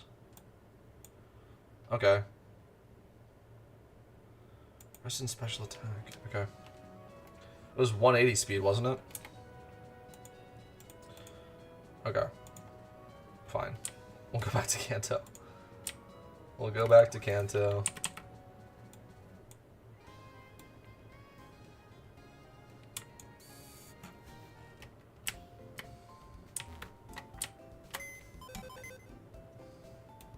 I think you're done, right? You guys are done, just waiting on the 4 bonus. Okay. So it's just special attack and then we're done, okay. That's not bad. Not bad.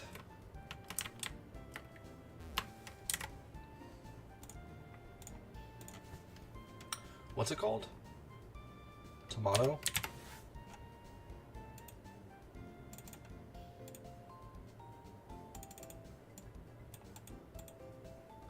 Need like a couple of those for this guy. Oh, and I actually gave it 2 special defense EVs, which is too many.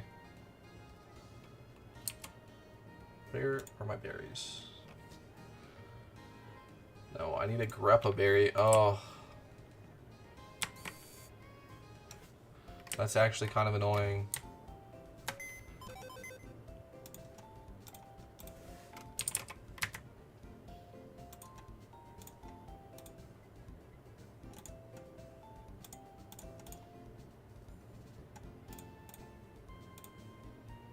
Boom. 180 it said? 180 it said, right?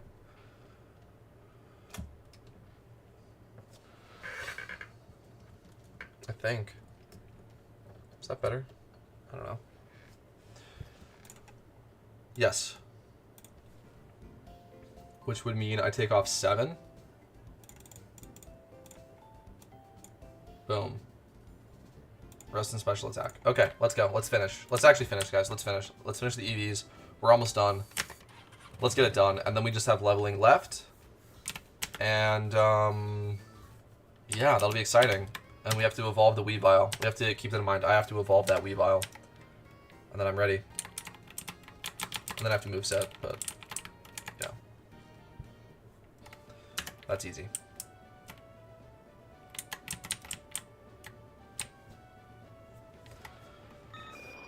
Okay.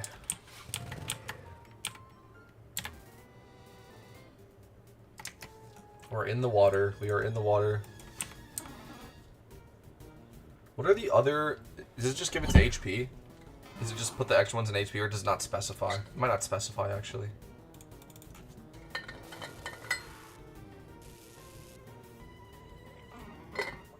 It probably doesn't even specify. I'm gonna give him in HP.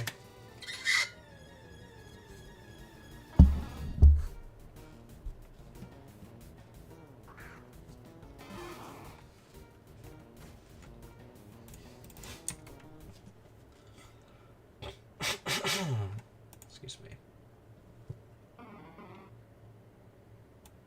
Wait. HP? HP? Yeah. Okay. Okay. So we'll finish this guy up, and then we have to do all of the Pokemon in 1 horde of HP, and then we're done with EV training. Pretty cool, guys. Pretty cool. We're actually almost done.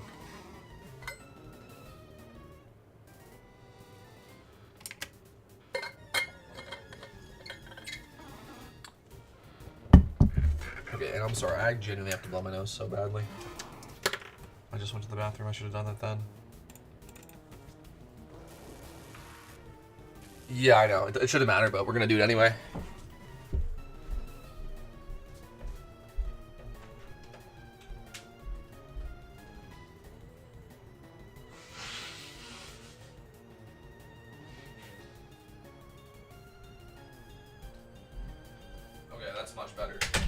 That's much better. I'm glad I did that.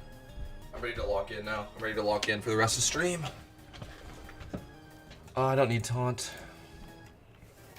Let's keep it pushing.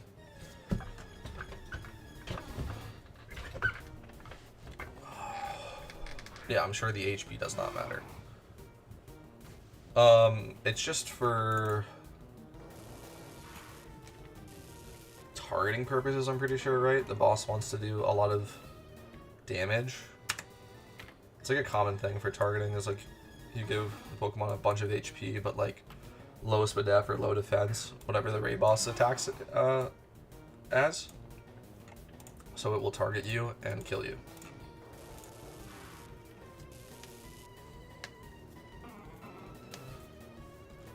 Because the raid boss can see, or like I think any NPC can see your IVs and EVs and level. And it will determine what to attack you based on that.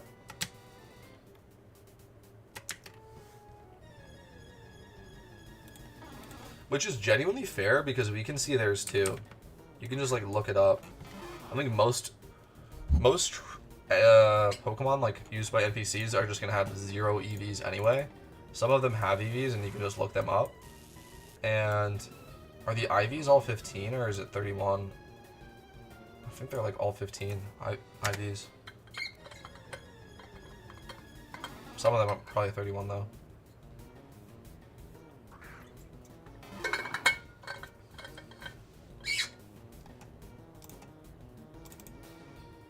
Okay, we're done. We're done with Sharpedo. We have to do HP, which is 1 horde. 1 horde exactly. So no sweat there.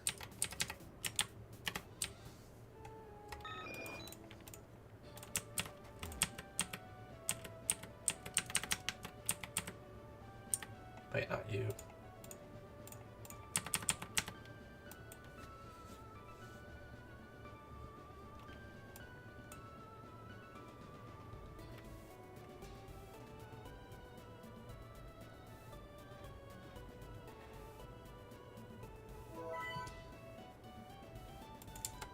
Hang on a second. Hang on a second here, boys. Calculator?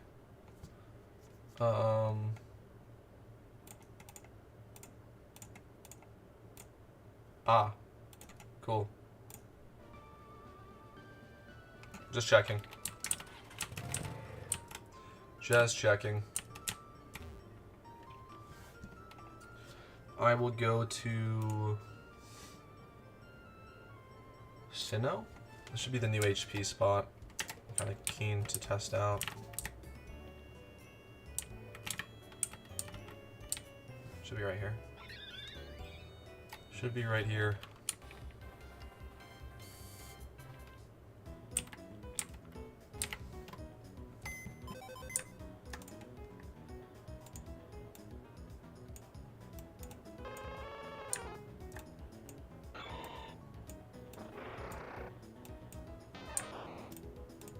You just bring all of them, right? You're done, so that's fine. Okay, cool. Let's just give all of these guys 4 HP. And we're done.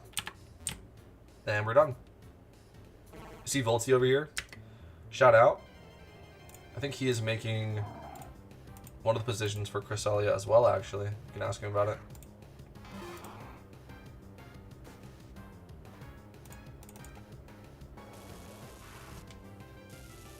So I'm over here last stream too. He's been hanging out over here at the Celio.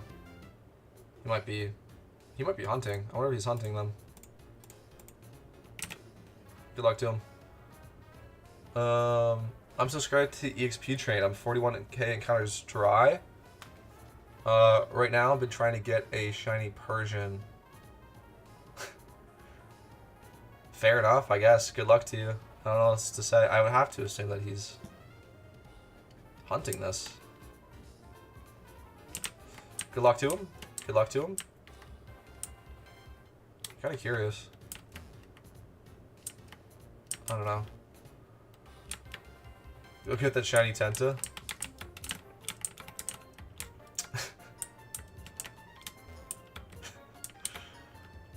I don't know why that made me laugh so much. Go get that shiny Tenta, yeah. Alright. We're done, yeah? Yeah, okay. Okay. So these all just need to be level 100 and move setted and evolved. You. Evolved. Not even that far away, guys. Not even that far away. To those that are also prepping this with me, like, do y'all want to run this tonight? Do y'all want to run this tonight?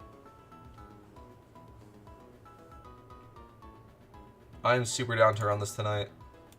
If you guys are. I'm gonna be able to, I'm gonna be ready by tonight. This is just like an hour or two away from being done. This team is an hour or two away from being done.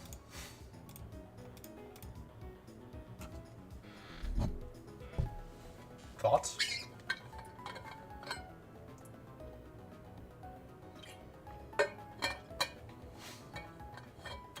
I can do tonight or tomorrow, not during the weekend. Sounds good.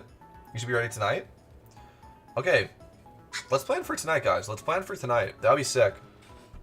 That'd be sick to get this done tonight. Let's plan for tonight. So, I need to make sure that I don't throw on the Weavile. That's it. So you, hold on, you have to be evolved. I have an hour and 45-minute window, which is like honestly not that much. It's kind of ridiculous. Nighttime is 9 p.m. to 3:59 a.m., which is an hour and 45 minutes real time. All right, hold on. What time is it in game right now?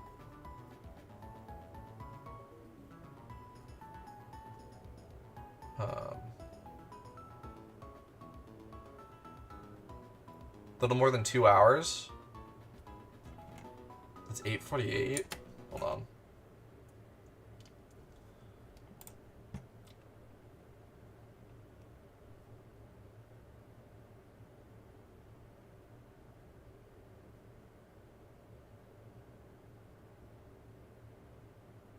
Let's say it's got like 40 minutes left in morning. So I have like 3 hours. It's like 3 hours.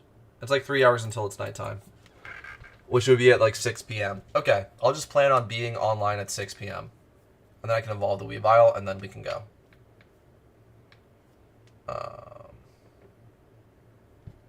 Extra EXP boost. If possible for red refight. A little more than 2 hours because, yeah.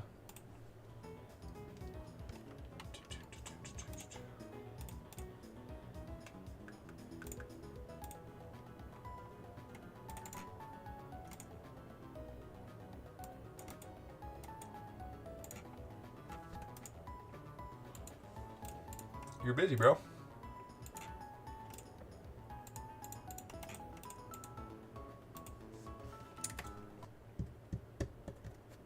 Wait.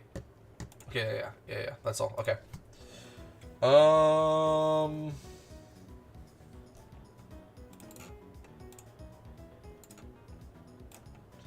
So should I do an hour? Here's the question. Do I do an hour of EXP training right now? We've been live for an hour and 47. Or do I go eat and go to the gym and then come back and then go live and then finish then?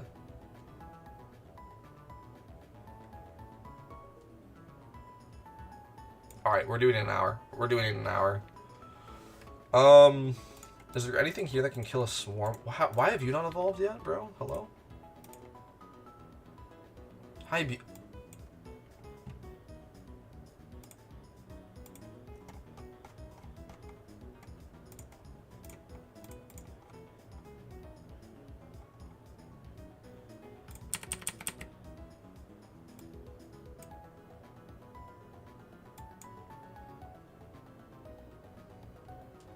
6 p.m. Is that like 3 hours from now? I'm European. Yeah, for me, yeah. It would be 6 p.m. Eastern time. It's like 3 hours from now, yeah. Okay, I have to get a high beauty stat. Does anyone even know how to do that? I don't know. I genuinely do not know how to do that. I don't know how to do that. Beauty. Somebody please help me with this. I have no idea. How the hell do I evolve a Feebas? You pop Charm? Okay. Okay. I have to take this to a... to Unova? To a beauty show or something? Buy 11 blue Pokeblock? Is that it?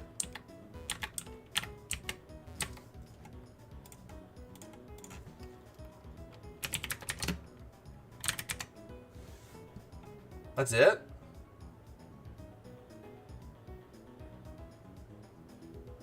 Alright, we'll buy some of these guys. Get like 4 of these bad boys. Wonder if that works. Blue Pokeblock Feebas.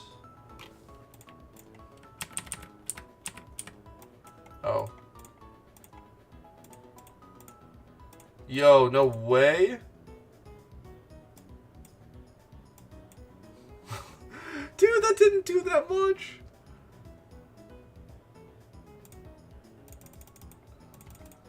Ooh, that's a lot of money.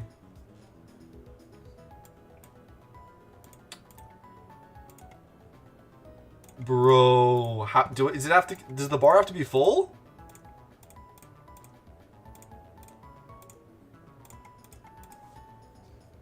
Good afternoon. 11 of the smaller ones. Let's try a smaller one.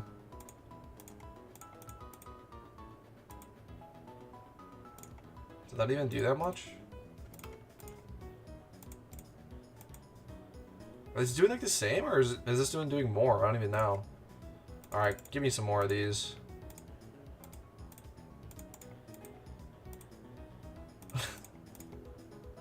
Guys, does it have to be full?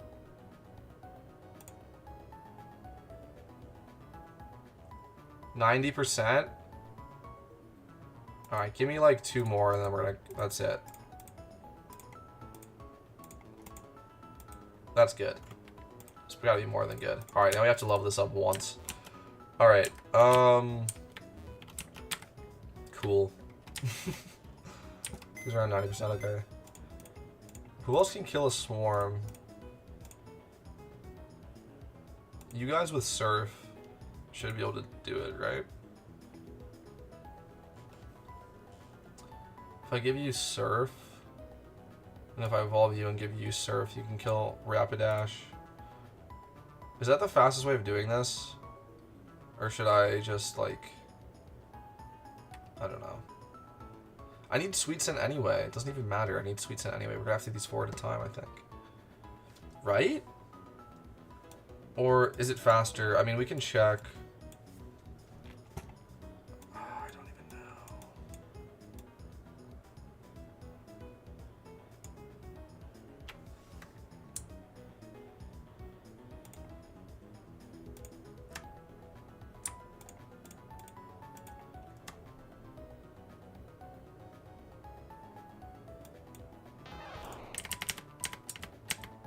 Okay. Let's see. Let's see. Couple cool things to test here, I guess. Let's go to Lucanosa Town. And let's take a look.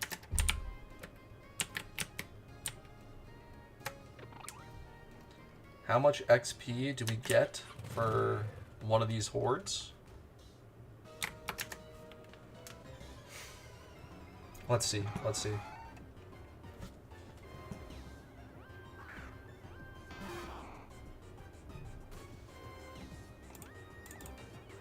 Should I click Surf? Whoops. Invite you?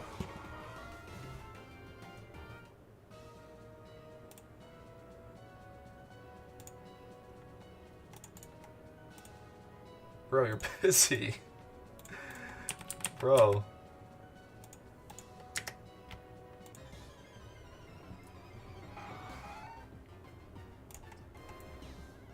Okay.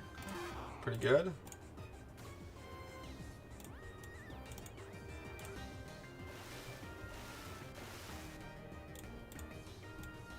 They should evolve now. Evolve? Nice. Okay. Now we give you Surf, and then we kill the hordes with you. We see if that changes the XP. And then I decide if I'm doing it like this or if I'm doing it with Rampardos. That's the plan.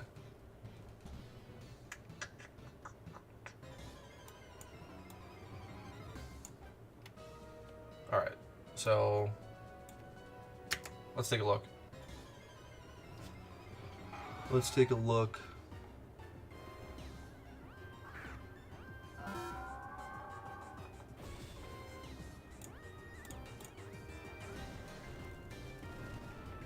I get outsped? Trolling? Trolling?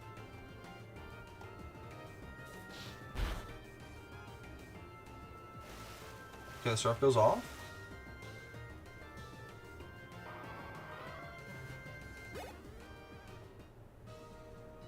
Yeah, okay.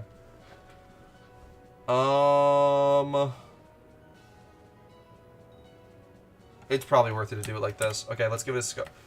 Okay, standing slow. Okay, I got you. I got you.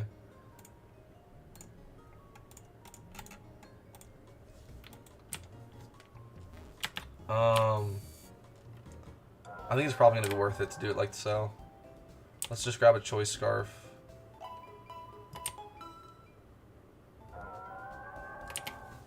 Scarf. Oh, whoops. Oh, this is the plus 10%.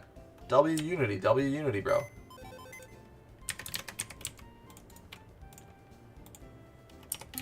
That's gonna be pretty helpful actually, because I'm gonna grab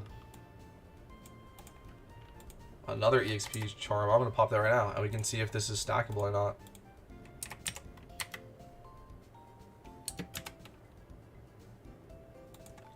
Yoink. Let's take a look. Let's see if this is stackable or not. That'd be sick. Would have been hilarious if it's still again. Okay. EXP. Boom. No. Okay. We do not get 110%. Well. What are you gonna do? What are you gonna do?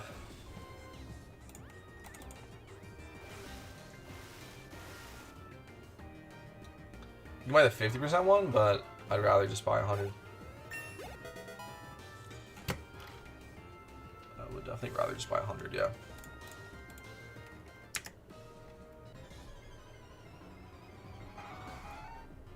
They're really cheap. EXP charms are really cheap, which is nice. That is really, really nice. I used to not really use them. I don't know why. It's always worth it to use them. It's like not even close, dude. It's not even close. It just saves you so much time. And like, guys, it'll save you an hour of time for 45k or less. You know how quickly you can make 45k in this game? Pretty quickly. So like, you should pretty much always use them if you're leveling. Alright, Bisharp evolved. That's pretty sweet. Are there any other weird evolutions I have to worry about? No. You're 54. You're evolved. Okay.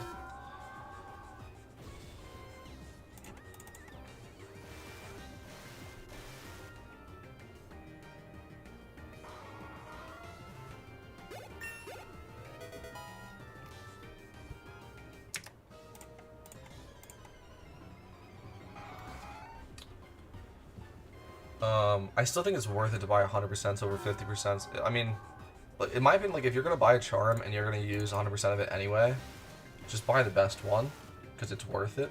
Does that make sense? Like if you're already buying 50%, just buy 100%. I don't really see as much of a use for 50%.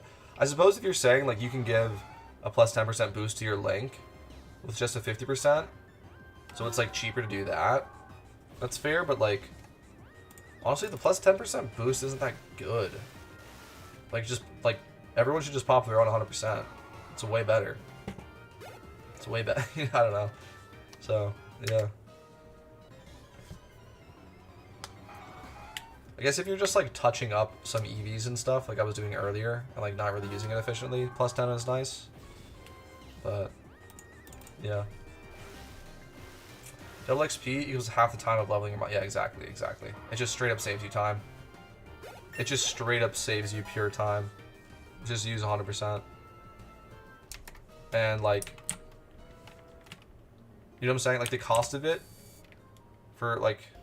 You can think of it like this, right? A plus 100% EXP charm saves you an hour. But it also costs you... Let's say 10 minutes to make the money to buy the EXP charm. So it actually just saves you 50 minutes. But it just straight up saves you. Like, the price is completely irrelevant. An EXP charm, 100% EXP charm, if you actually, like, use it appropriately, just straight up saves you 50 minutes of time. Which is kind of sick. Like, the second you activate it, bro. 50 minutes just saved.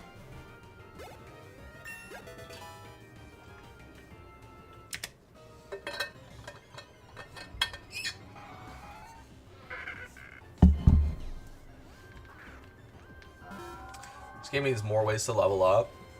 We were talking about this earlier. I think they should just have higher level hordes and like more, you know, have higher level Pokemon as like an immersive part of the game with trainers and wild encounters, stuff like that. I think it would be cool, but yeah, I don't know. At least they have gyms at level 80 and Morimoto and Cynthia at like 85, 90, and then Red at 100. But again, it's like if those are the only things, then like how do you go from not being leveled enough and prepared to do that stuff to, you know what I'm saying? I think there should be a better progression from 0 to 100. It seems like 0 to 50 and then like figure it out as you get up to level 100, yeah.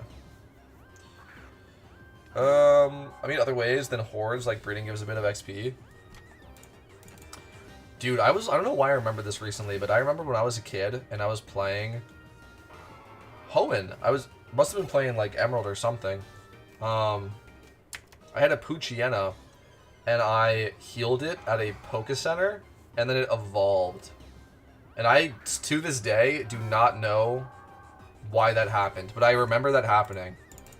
I took a Poochyena to a Poke Center, healed it, and then after it healed, it evolved, and I don't know why. And but at the time, I thought that meant that healing your Pokemon gives them XP. So then I just started spam healing them. Like that was how I was grinding XP. I was just healing them, and it like didn't work. Yeah, I don't know.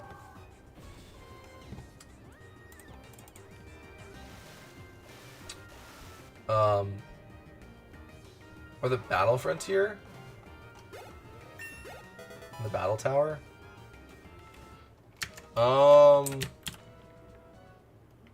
Yeah. It would be cool. It would be cool.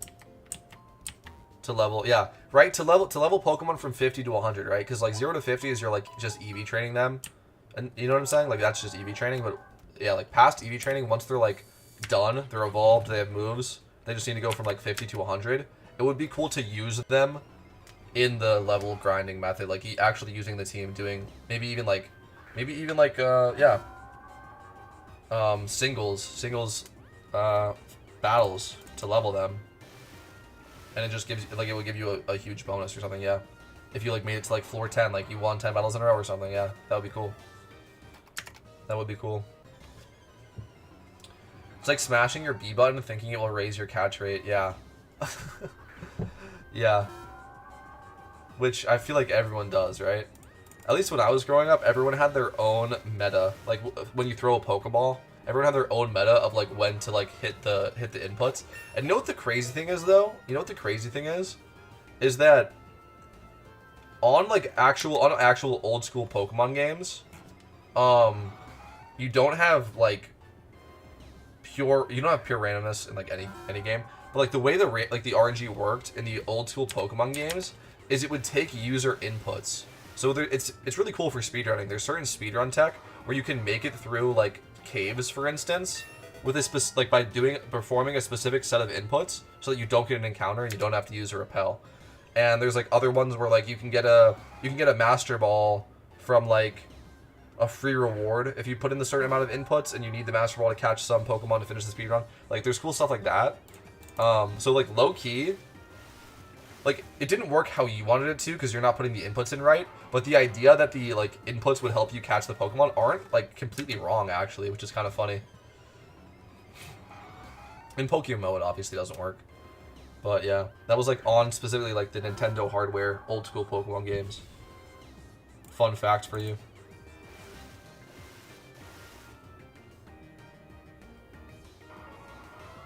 Code manipulation, yeah. It's really cool. It's really common in those older Pokemon speedruns. I think that's also how you can manipulate your starter to be like the exact IVs and nature that you're expecting it to be. I believe it's like the same idea. You just do inputs like before like the game loads. Like in the does that make sense? It's kind of wild because it's still like frame perfect inputs and stuff like that, which is like, you know, a thing in like in games that makes them difficult, like frame perfect inputs, but you're doing frame perfect inputs in like a menu, and like, you know what I mean? Like, it does not come across when you're watching the speedruns, but that is what is happening.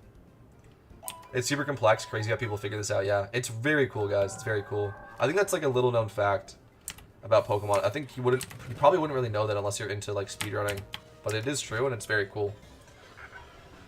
Tons of very, very weird stuff that you can do. But it genuinely requires, like, frame-perfect inputs.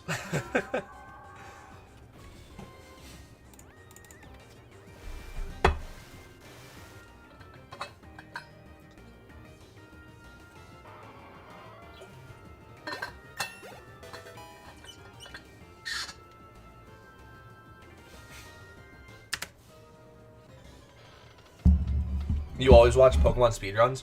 They're so cool, man. They're so cool. I have to make my Kanto speedrun into a video. We did one of PokeMMO.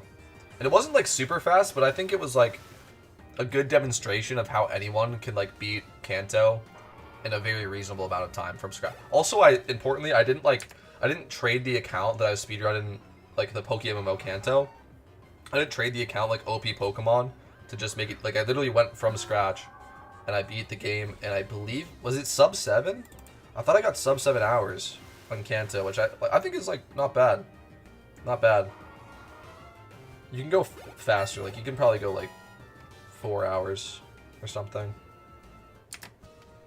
But you can also take days. So I don't know. We'll speedrun the other regions of this game too. We will speedrun the other. So the only problem, I was talking about this earlier in stream. The only problem with speedrunning the other regions is I now have to make a decision. Am I also going from scratch in all of those regions? Or can I now use the Kanto region that I unlocked to prepare for the other speedruns? Does that make sense? I haven't made up my mind. The thing is like, if I allow myself to prepare by using like the Kanto thing, then it's just the same thing that everyone's seen before, like just bring a Porygon and win. And I think that's so boring. So I think I might just go from scratch for each region. I might just go from scratch, I think. I think that's way cooler, way more interesting. And it's not even like that much, like it's like a couple hours longer. But I think it's worth it. And it's also cool to show. Because I think when like, I think also, interestingly enough, people that are just starting will watch speedruns and like try to get value from it, of like, how can I beat this region quickly? And if the speedrun is set up where you can't even like do what they're doing unless you've already beaten the region, I think it kind of takes away some of the point, if that makes sense. You have to already beat the game before you can speedrun it. Like, that doesn't make sense. That's the same reason I get annoyed with Hitman, bro, is you have to beat Hitman before you can speedrun it. Okay. I like how you can pop the endgame credits after 3 minutes of very specific moves and inputs, or get a Muse to spawn. Yeah, if you look at like glitched runs of like Gen 1, it's just insane. Gen 1 is especially broken. And yeah, you can queue credits. Yeah, I think you can queue credits like in seconds actually on Gen 1. Genuinely. I think you can, like, if you look at a glitched speedrun of Gen 1, I think it is like under 10 seconds long. Or at least under 30 seconds. Like, you can beat that game by just, yeah, doing the weird input stuff. It's really weird, guys. It's really weird. I find it cool though.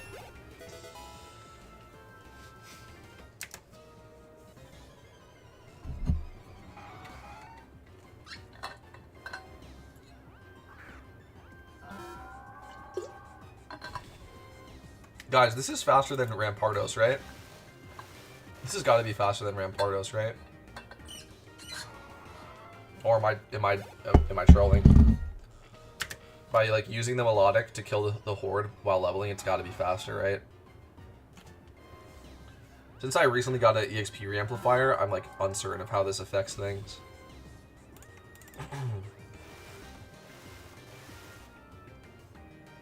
I wonder. I wonder. I had one of those cheat boxes in the 2000s where you can set up max Master Balls or any Pokemon you wanted. That's pretty cool. I never had like something like that. That's pretty cool though. For the Game Boy. Pretty sweet. I really struggled to beat Pokemon games as a kid. I don't think I fully understood like what I was meant to be doing in the game, and I never read the text boxes either. And I didn't really know about like looking things up on the internet when I'm stuck. I just like didn't really know you could do that for games when I was a kid. That would have helped, yeah. But yeah, I really struggled beating Pokemon games when I was younger. I just wasn't very good at video games when I was younger. I didn't really get that there was like a goal, if that makes sense. Like when the developer makes a game, they have a goal in mind for the player to accomplish. I didn't like fully get that when I was younger. Like I would just play the game how I thought was fun, which is also like so valid. You know what I mean? To just play the game how you have fun with it. But like that wasn't even a choice. I just genuinely didn't even realize that there was like a specific goal. And in Pokemon, it was like to become the champion. And in Mario, it's to, like, beat Bowser. Like, I would just play.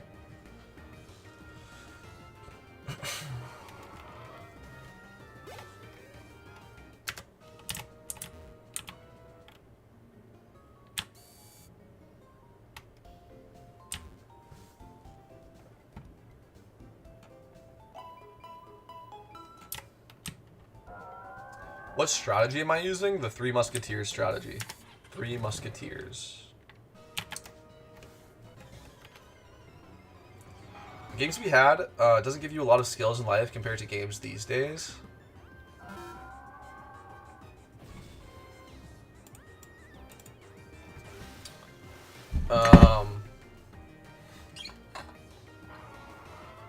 Yeah, I guess so.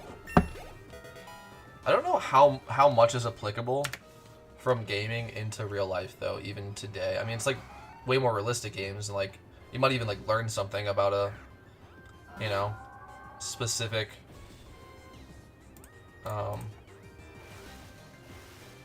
trait or something if you're playing a game about it. And then like obviously like reaction time and all that stuff, and just like using computers better. I don't know. What player spot? Position 2. Position 2.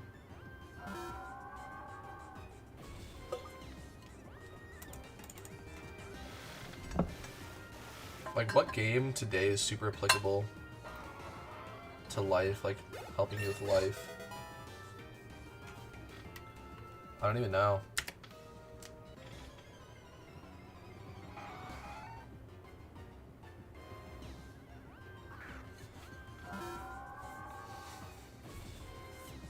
I'm a pretty huge fan of chess, and I think that chess helps with critical thinking and like logical thinking and pattern recognition as well. But there's actually a pretty famous saying about chess, which is that, I'm gonna butcher it, but it pretty much goes along the line of a life dedicated to chess is a wasted life. And the idea is that like, if you're smart enough to succeed in chess, you could have applied that to more significant things and lived a more meaningful life, which I think is an interesting quote to keep in mind. But I love gaming. in games of all kinds. Like I said, like video games, chess, sports. Like I love all kinds of that stuff.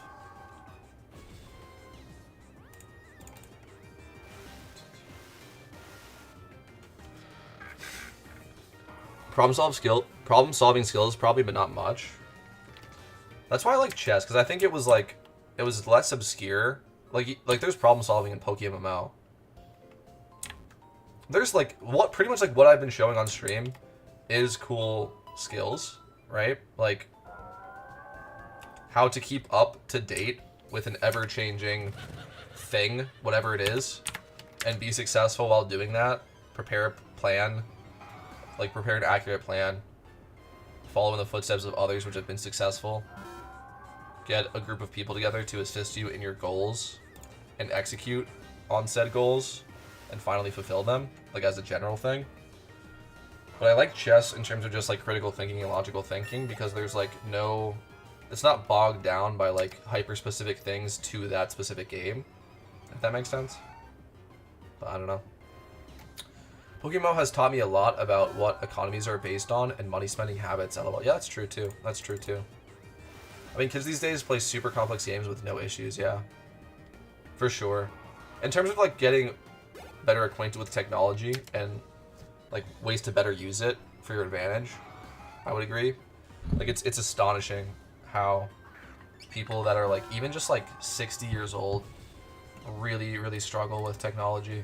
Like they get it, they understand it, they have a cell phone, they know how a cell phone works, but like anything cool, you know what I mean? Like anything cool that you can do with technology, anything where you're like, oh wow, like that's, you know what I mean? Like you're actually using the hardware for something interesting. 60-year-olds and above really have a difficult time with it.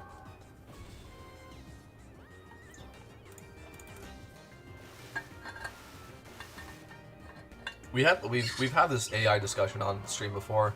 I don't know if we have to jump into it today. I do think that it is somewhat like just a thing to be wary about. I definitely like believe in the benefits of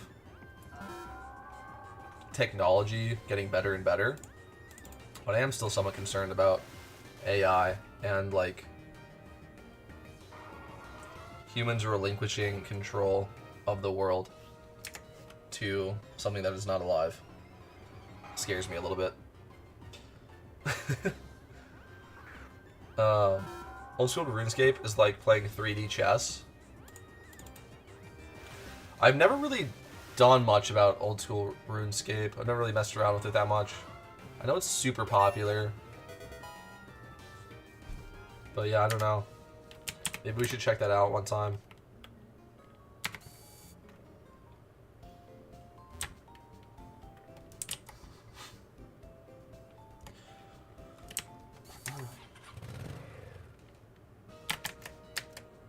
Huh? What?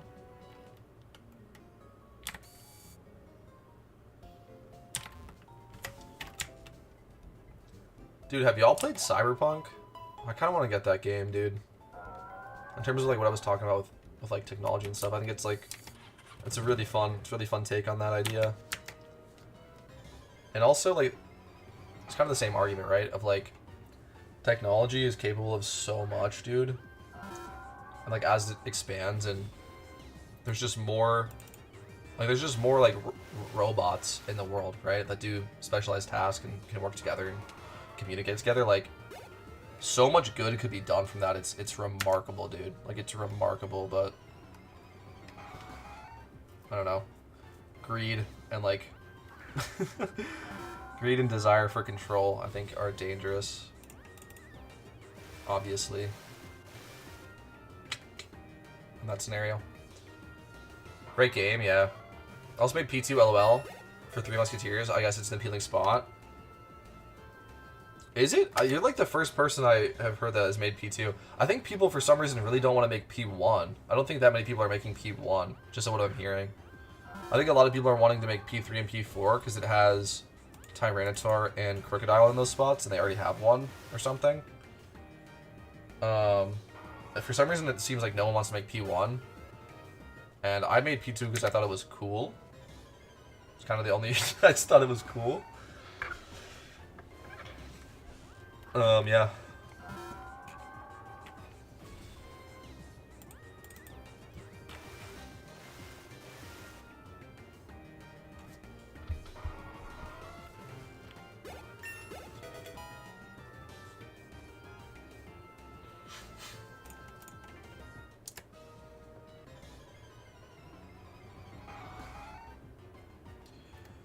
Alright, we're 24 minutes into the charm and still got a ways to go here, fellas. Slightly concerning, slightly concerning. PokeMMOs are so niche and don't seem useful. Yeah, I guess so. I guess so. There's some crossover between P1 and P2, but... yeah. Outside of Cresselia, I think that's reason enough, but I get what you're saying. I get what you're saying. That's the unfortunate thing about, I think, a lot of these raid mons, is like you make them being like, well, I can use this for other stuff, and then it's like, no, the EVs are actually super specific, and they're not like generally applicable, and you really would want to change them if you're using this for something else, but then if you change them, then you have to spend money, and the whole point about making this was to grind money. So then it's, you know what I mean? Like, it's like, they end up being really just for that raid.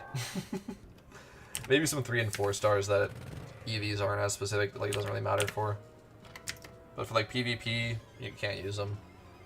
For other 6-star raids, unlikely, because they're just all going to be very specific. And, yeah.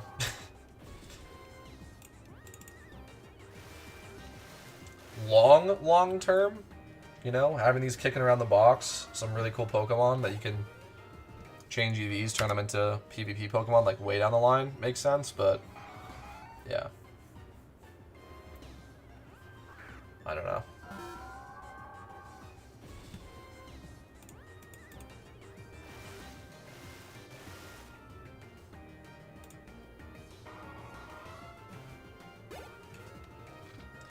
Guys, would I be better off at Rampardos or not? No, right? This is a lot of XP to give up if I was at Rampardos.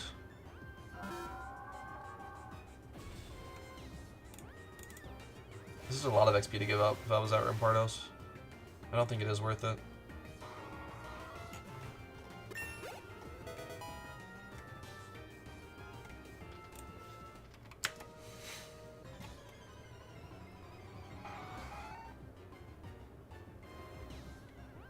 Alright, 3:47 p.m. where I am. 34 minutes left on Charm. Okay, we're gonna go finish strong here. We're gonna finish these last 30 minutes on Charm, finish strong. And then I think I'm gonna take a break, eat some food. I gotta get to the gym. And then I'll be online at 6 p.m. to evolve the Sneasel. And then I have to finish whatever XP training I have left. And then I'm ready to rock.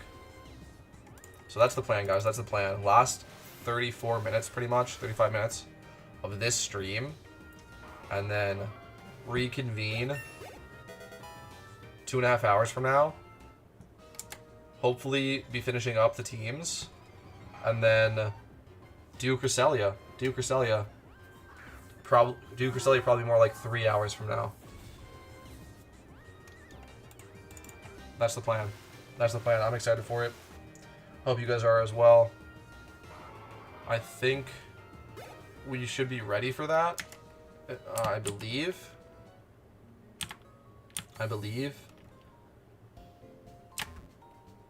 And it's going to be a good time. It's going to be a good time. I'm very, very excited.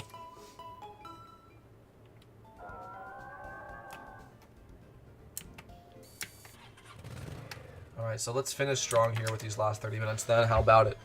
How about it? We've got...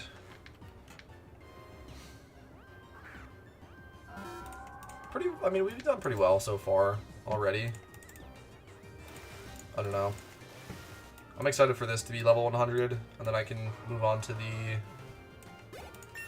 other mons. I could maybe even swap the Sharpedo out, bro. Teach Surf to this as well. Use this for leveling. I don't know. We'll see. That might be a smart idea, though.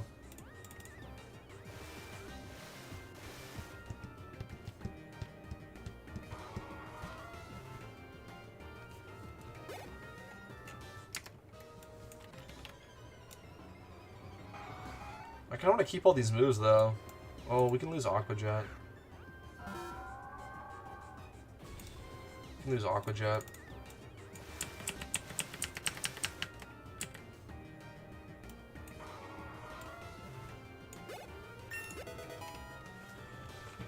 Alright. Guys, any speculation on the Lunar New Year 6-star legendary raid? I expect that we will get one. I'm hoping that we get one. Any thoughts on what it's going to be? Any thoughts on what it's going to be? Let me know. I think it's probably going to be Mew. But it could also be something else. I don't know. Let me know your thoughts. I'm curious. I'm very, very curious as to what you think.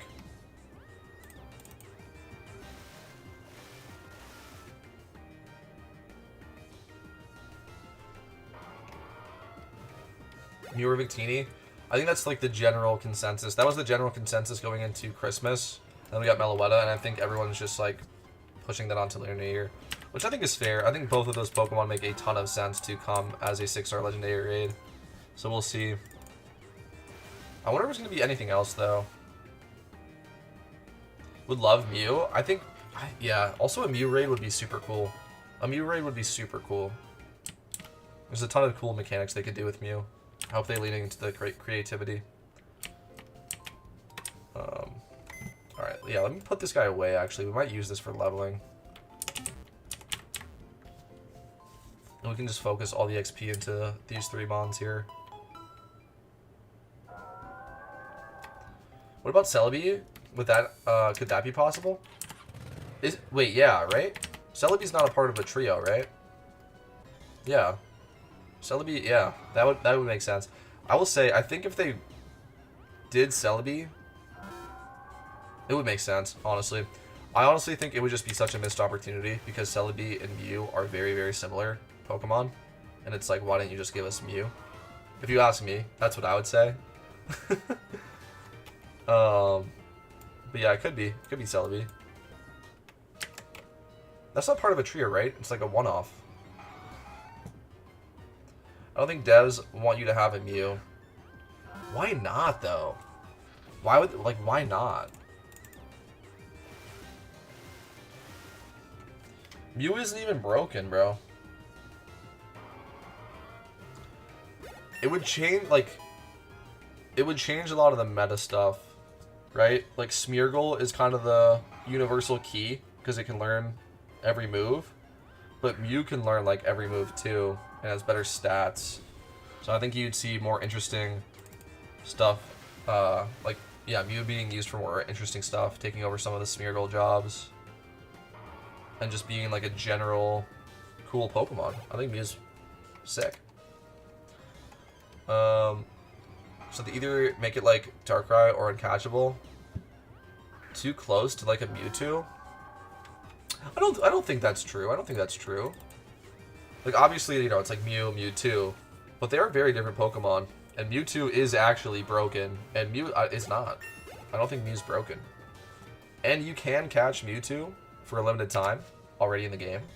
You know, you can own Mewtwo and use it in PvP battles.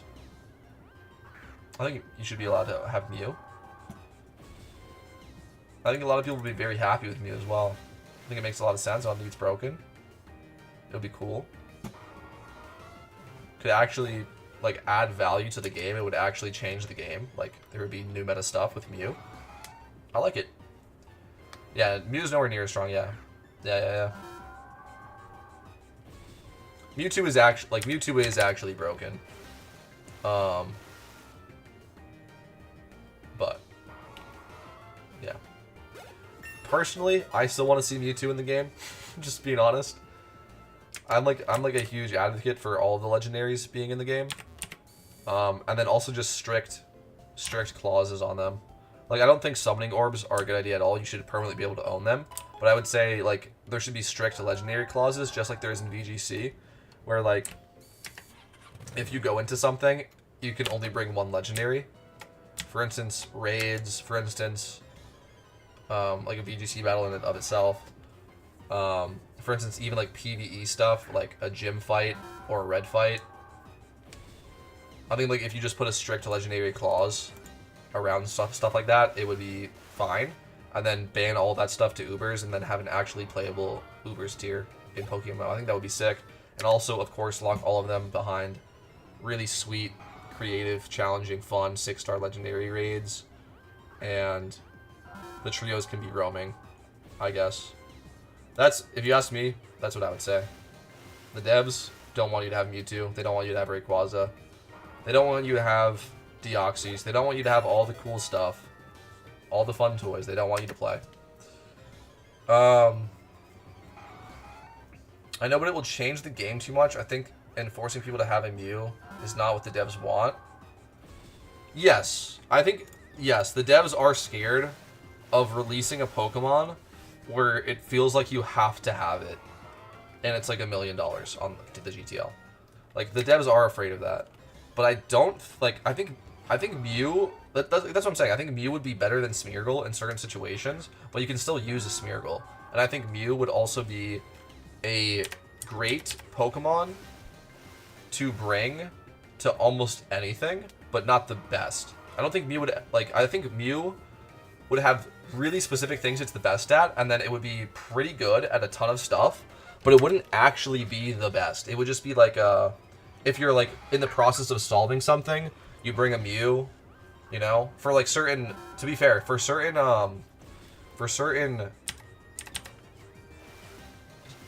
support moves in raids that you want to be fast, Mew is just, that's the new meta. But there's still like Prankster support, like there's other, you know what I mean? I don't think it would be that like much of a requirement, but it would be very helpful if you had one, and it could fill a lot of roles. But again, I don't think it would all. I also don't think it would be like the best at a ton of stuff, which is significant. It would just be very good at a bunch of stuff, which is fun. Which is fun.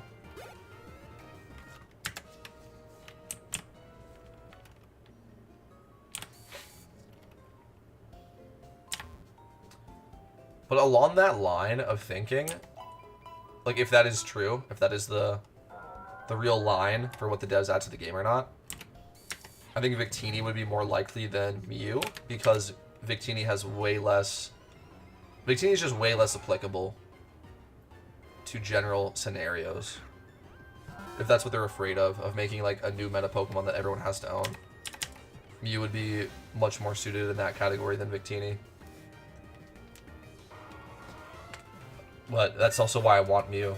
And I think a lot of people want Mew too.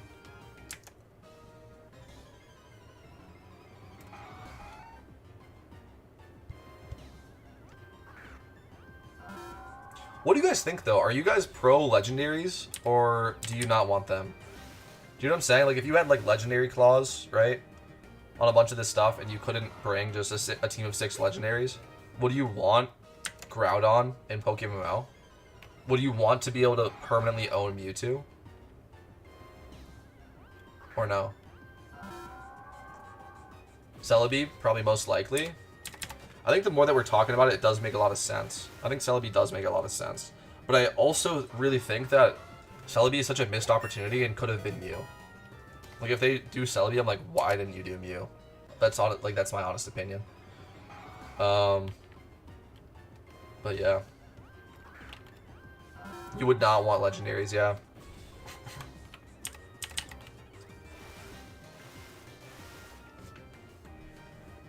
Yeah, I think most people are of that opinion.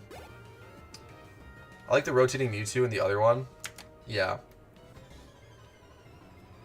Yes. The King of the Hill legendaries.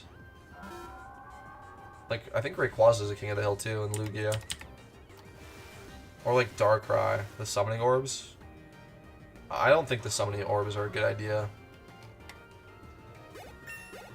But for the strongest legends, a Mewtwo summoning orb. I think a strict legendary clause and being able to permanently own them is way cooler than a summoning orb. That's just my opinion, though. Because I think there should be a strict legendary clause anyway. I think raids become way more boring if the answer is bring 6 legendary Pokemon. Like, I am also of that mindset as more and more legendary Pokemon are added to the game. But I think it's way easier to solve that with a strict legendary clause than Summoning Orb, because Summoning Orb, you can't, like, flex them. You know, you can't, like, show them off to your friends, friendly battle with your friends. Use them as, like, a good luck charm. Bring them to... You know what I mean? I think that's less cool. But, yeah, I don't know. If I had to pick, you know, if I had to pick if it's in the game, in a Summoning Orb, or just not in the game at all, I guess I would take Summoning Orb. No, not the Giga Legendaries would be too OP for raids. Every strat would just be 4 Kyogres. It's perfect now with the creating these strats to beat raids, just like you said. Yeah. I think if you're allowed 1, it's fine. I think if you're allowed 1, it would be cool. You know, like you can either bring a Kyogre or like a Mewtwo or a Heatran or whatever, but you can't bring all of them. I think that's fine. But I get that point as well. Or if they just had straight up claws, like if you just were banned, like if you could bring mythicals still, like I think Heatran's technically a mythical. Like if you could bring a Heatran to a raid, and you could bring a Meloetta to a raid, and you could bring all these Pokemon, but you cannot bring actual legendary Pokemon, like, you know.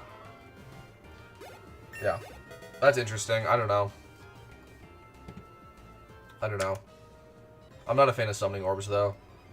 I want, like, all of the legendaries in the game, but not, you know, not willy-nilly. I think strict legendary clause is better. Strict legendary clause. And potentially, like I said, potentially even, like, so strict where you're just straight up not allowed to bring any to certain activities. I think that's fine, too. Just to be able to own them, I think is relevant. It would be cool. You'll see Mewtwo as followers on everyone, making it a common poke. Bad, bad, bad. Yeah. No, I get that too. That everyone would just run around with their favorite legendary, and it's less interesting to look at. I get that too.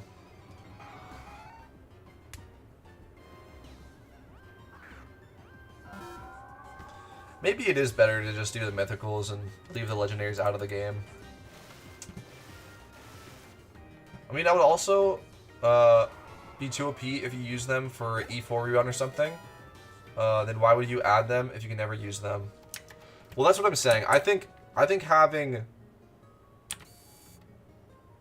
like, okay, like this is the vision, right? For any of that stuff, like fighting red, doing raids, E4, gym runs, any of that, you're allowed to bring 1 and only 1 legendary Pokemon. But it can be whatever you want. Like, it could be a Groudon, it could be a Kyogre, it could be a Mewtwo. It could be your Rayquaza, Lugia, whatever. But you're only allowed 1. And then potentially, you even have a stricter clause. So by the way, then you would still be able to use them. And you can still use them in Ubers. You can use them in friendly battles. You can use them as, like, a good luck shiny charm. You could shiny hunt them. They're just ownable, which is the fun thing. And potentially you can even have stricter clauses where, like I said, you make a distinction between mythical Pokemon and legendary Pokemon. And legendary Pokemon are just straight up not allowed to be used in this specific activity, what mythical Pokemon are. I think just being strict about those clauses is a better solution than just not having them in the game, if you ask me. But yeah, I don't know. Reminds you of a funny sketch you've seen. You'll link it, okay?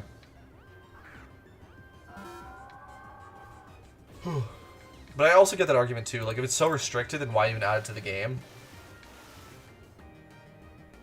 That's fair.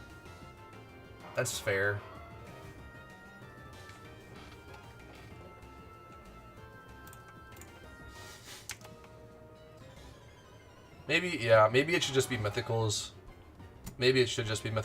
Honestly, not the more that I think about it. I don't know. It's a delicate situation. Delicate situation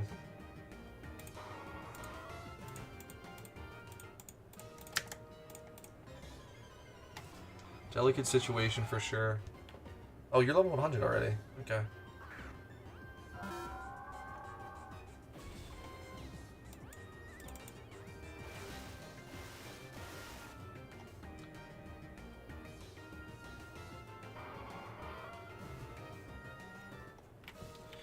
Hang on a second now.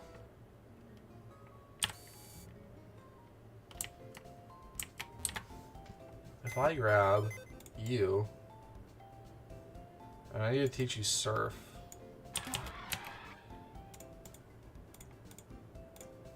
Over Aquajet? Wait. Huh?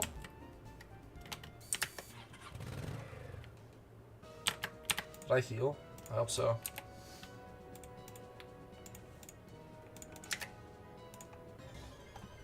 Hold on. Does this change the XP? Am I better off actually at Rampardos? Am I genuinely better off at Rampardos?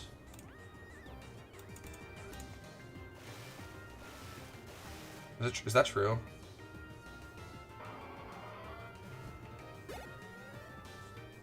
I'm genuinely better off at Rampardos.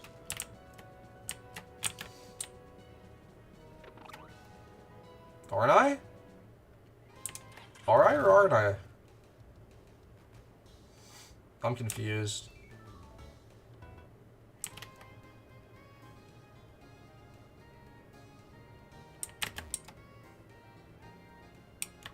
Am I or am I not? I don't know. Let's test. Let's test. Okay, this is going to be a good test. This is how much EXP I just got for 4 Pokemon. If I dump you... Okay. Now how much do I get? For 4 Pokemon, now how much do I get? For these 4.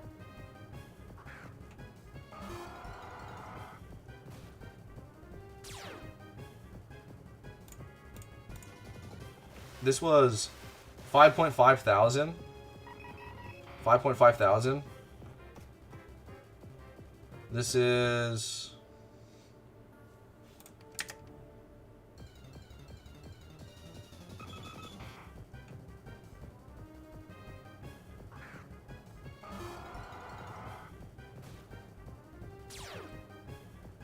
less. This is less. This is less. Or is it? This is like 5.2. Okay. It's pretty close.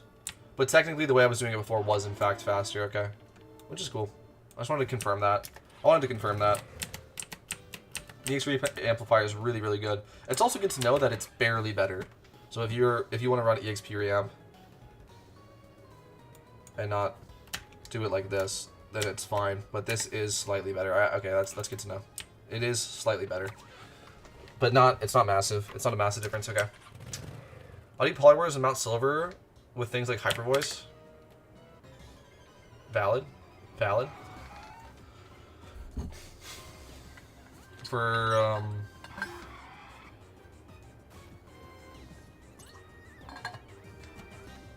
why did you not build a did you not build a modest Rampardos? Because isn't Rampardos just better in Mount Silver? Or it's to kill it with Hyper Voice? I don't know.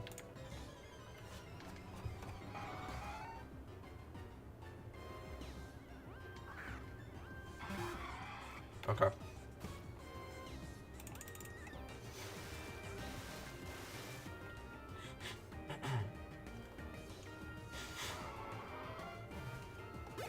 For the mons I'm leveling, so they also get... Yeah, okay. I get what you're saying. Yeah. The same thing I'm doing here with the flare, with the Rapid Ash. But on a better spot, yeah. What even learns Hyper Voice, though? I don't know, yeah. Fair play.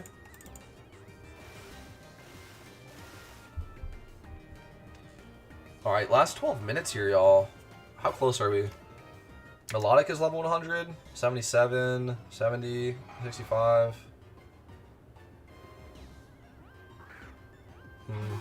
Okay. Fair enough. Also, just a thing I have to keep in mind. If I get this to level 100 as a Sneasel, that's So not cool. So just do not do that. Do not do that. We'll be fine. We'll be fine, I'm sure. Do not make this Sneasel level 100. I should probably stop soon, honestly, on it. If you posted a link in YouTube chat, I cannot see it. YouTube will not allow anyone but me to post links, but you can DM it to me on Discord. Unless you already did. I didn't hear it ding.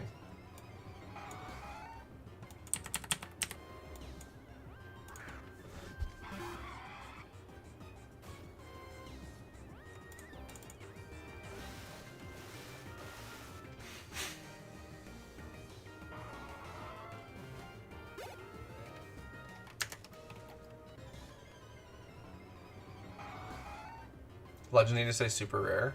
Did you send it to me on Discord? Let's hold on.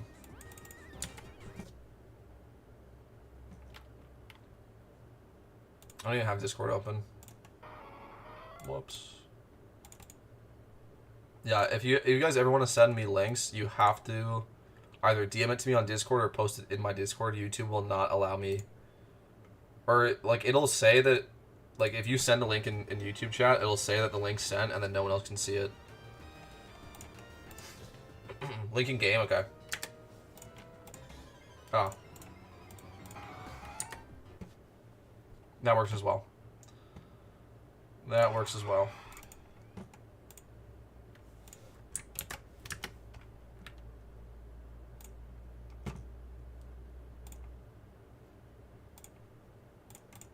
I'm Mewtwo, a legendary Pokemon. No other Pokemon trainer can ever say they have a Mewtwo, because I'm the only one in existence. That's what it means to be a legendary Pokemon. I remember when I caught my Mewtwo back in 1999 on Pokemon Yellow. Oh, nice! I caught my Mewtwo in Pokemon Fire Red. You guys are amateurs. I got an armored Mewtwo from Pokemon Go. I also caught a Mewtwo. Yeah. Okay, fine, I'm not the only Mewtwo in existence. I just created the only Master Ball in existence. Yeah, nah, yeah, that's fair. That's fair. That is fair.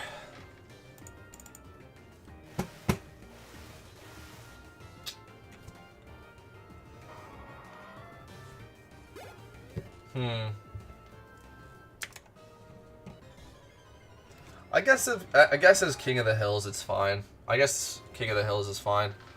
It's just like that's content that so little people actually get to experience. Using a Mewtwo, or you know what I mean? If it's a King of the Hill, like it's so hard to actually get it. Only one person ever has one at one time in game. And I know that teams will literally like monopolize the legendary. Like they'll hide out and trade it off to each other. You know what I'm saying? Like they'll hide the Mewtwo.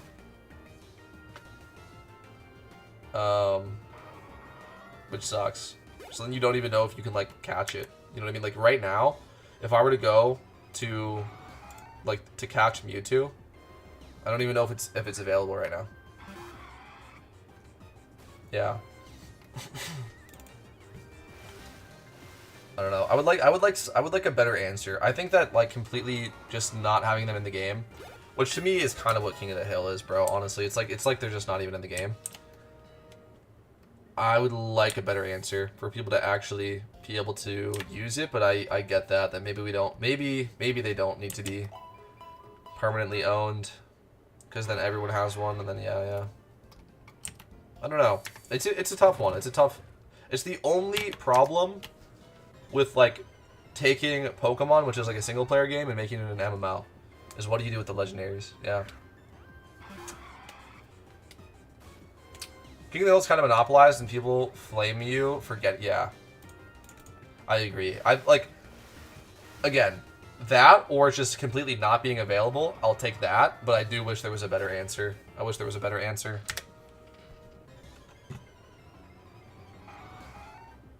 For fighting them, yeah. Yeah.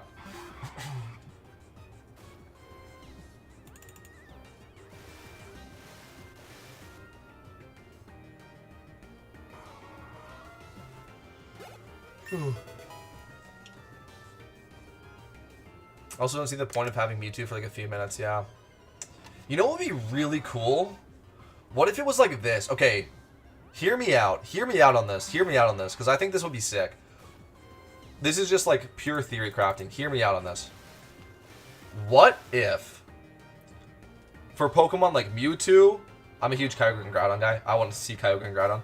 Mewtwo, Kyogre, and Groudon, there was permanent 7-star legendary raids, even a step up, like actually just nuts, insanely difficult, that you can do once a week.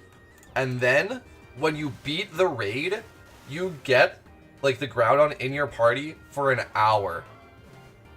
Or maybe because you can only do it once a week, maybe it's like a couple hours or something, but like that's the idea. You have to beat this 7-star legendary raid, which you can only beat once a week, and then after you beat the raid for an hour, you get Groudon. And again, you can't go back to back and get all three. Like you can't go get your Groudon, go and grab Kyogre, go and grab you have one, and you have it for an hour, and you can only have it once a week. That would be cool, and you can use it for whatever you want, but like not OU PvP, obviously. I think that would actually be really cool. I think that would be really cool. And I think you should also obviously get more rewards than just that, because how are you going to get people to deal with you? But I think that's a cool idea. Also, the bug abusing and other stuff makes it very hard to even challenge them.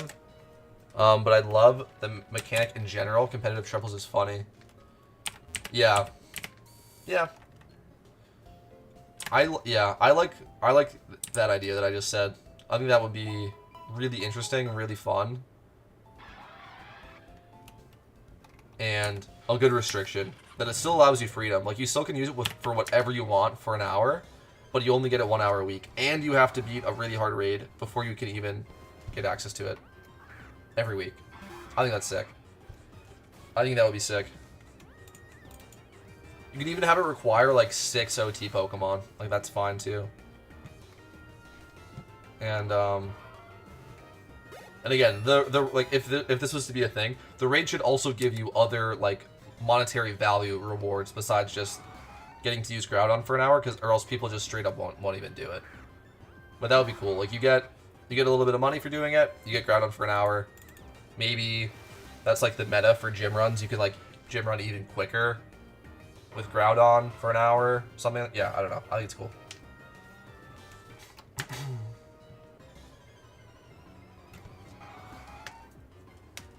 You and your buddy can go get different ones, like Groudon and Kyogre, and then fight against each other in friendly battles, something like that. I think it's a good idea.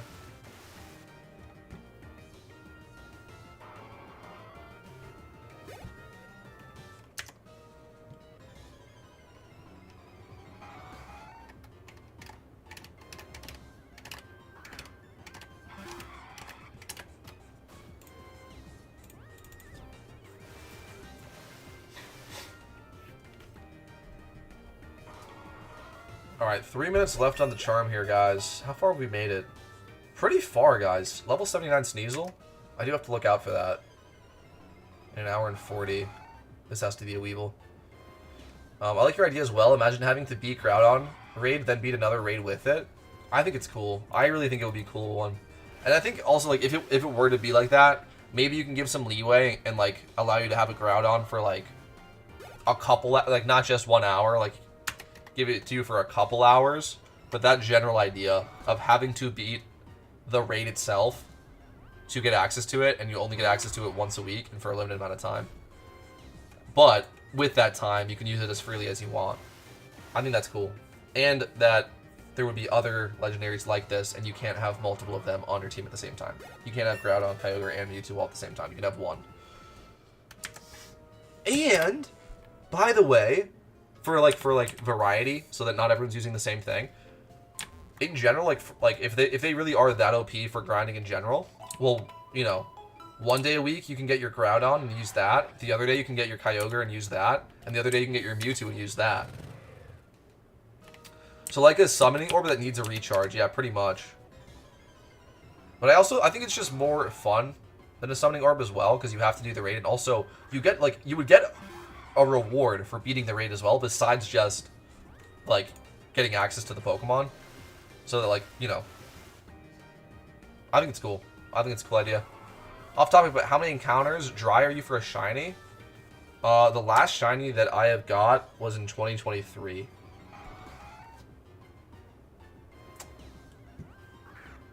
Yeah. I don't know the encounters, but yeah. Pretty sick.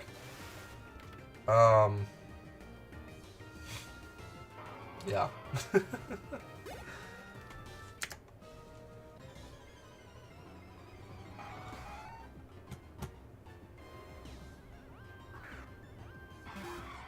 Also, because a summoning orb you can use more frequently than once a week, right? Like a summoning orb, like my Darkrai summoning orb, I should be able to use like every couple of days. Because the cooldown went down. Yeah. I don't really actively shiny hunt, so I don't get a ton of encounters, but yeah, it's been a long time.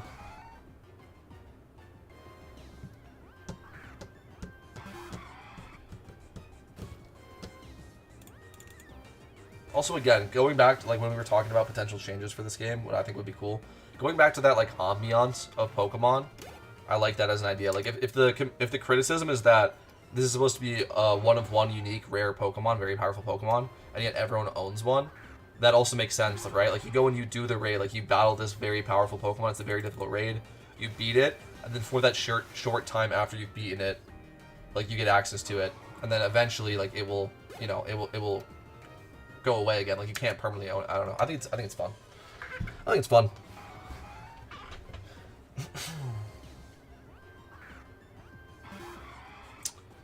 2023, yeah. I'll show you guys because we just finished the charm. I'll show you. Debs, you unshiny lock this guy. Yeah, I know, right? Criminal, actually criminal.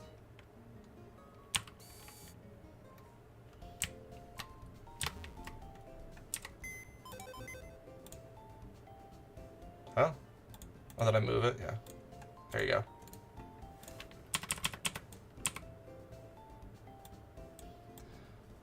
This is my one and only shiny. Pretty sweet. Okay. I'm gonna go offline now. We have, when we come back, we have a bit of leveling left. Maybe an hour or so. And then we can run Cress. Later tonight. Couple hours. Alright, I'll see you then. Peace.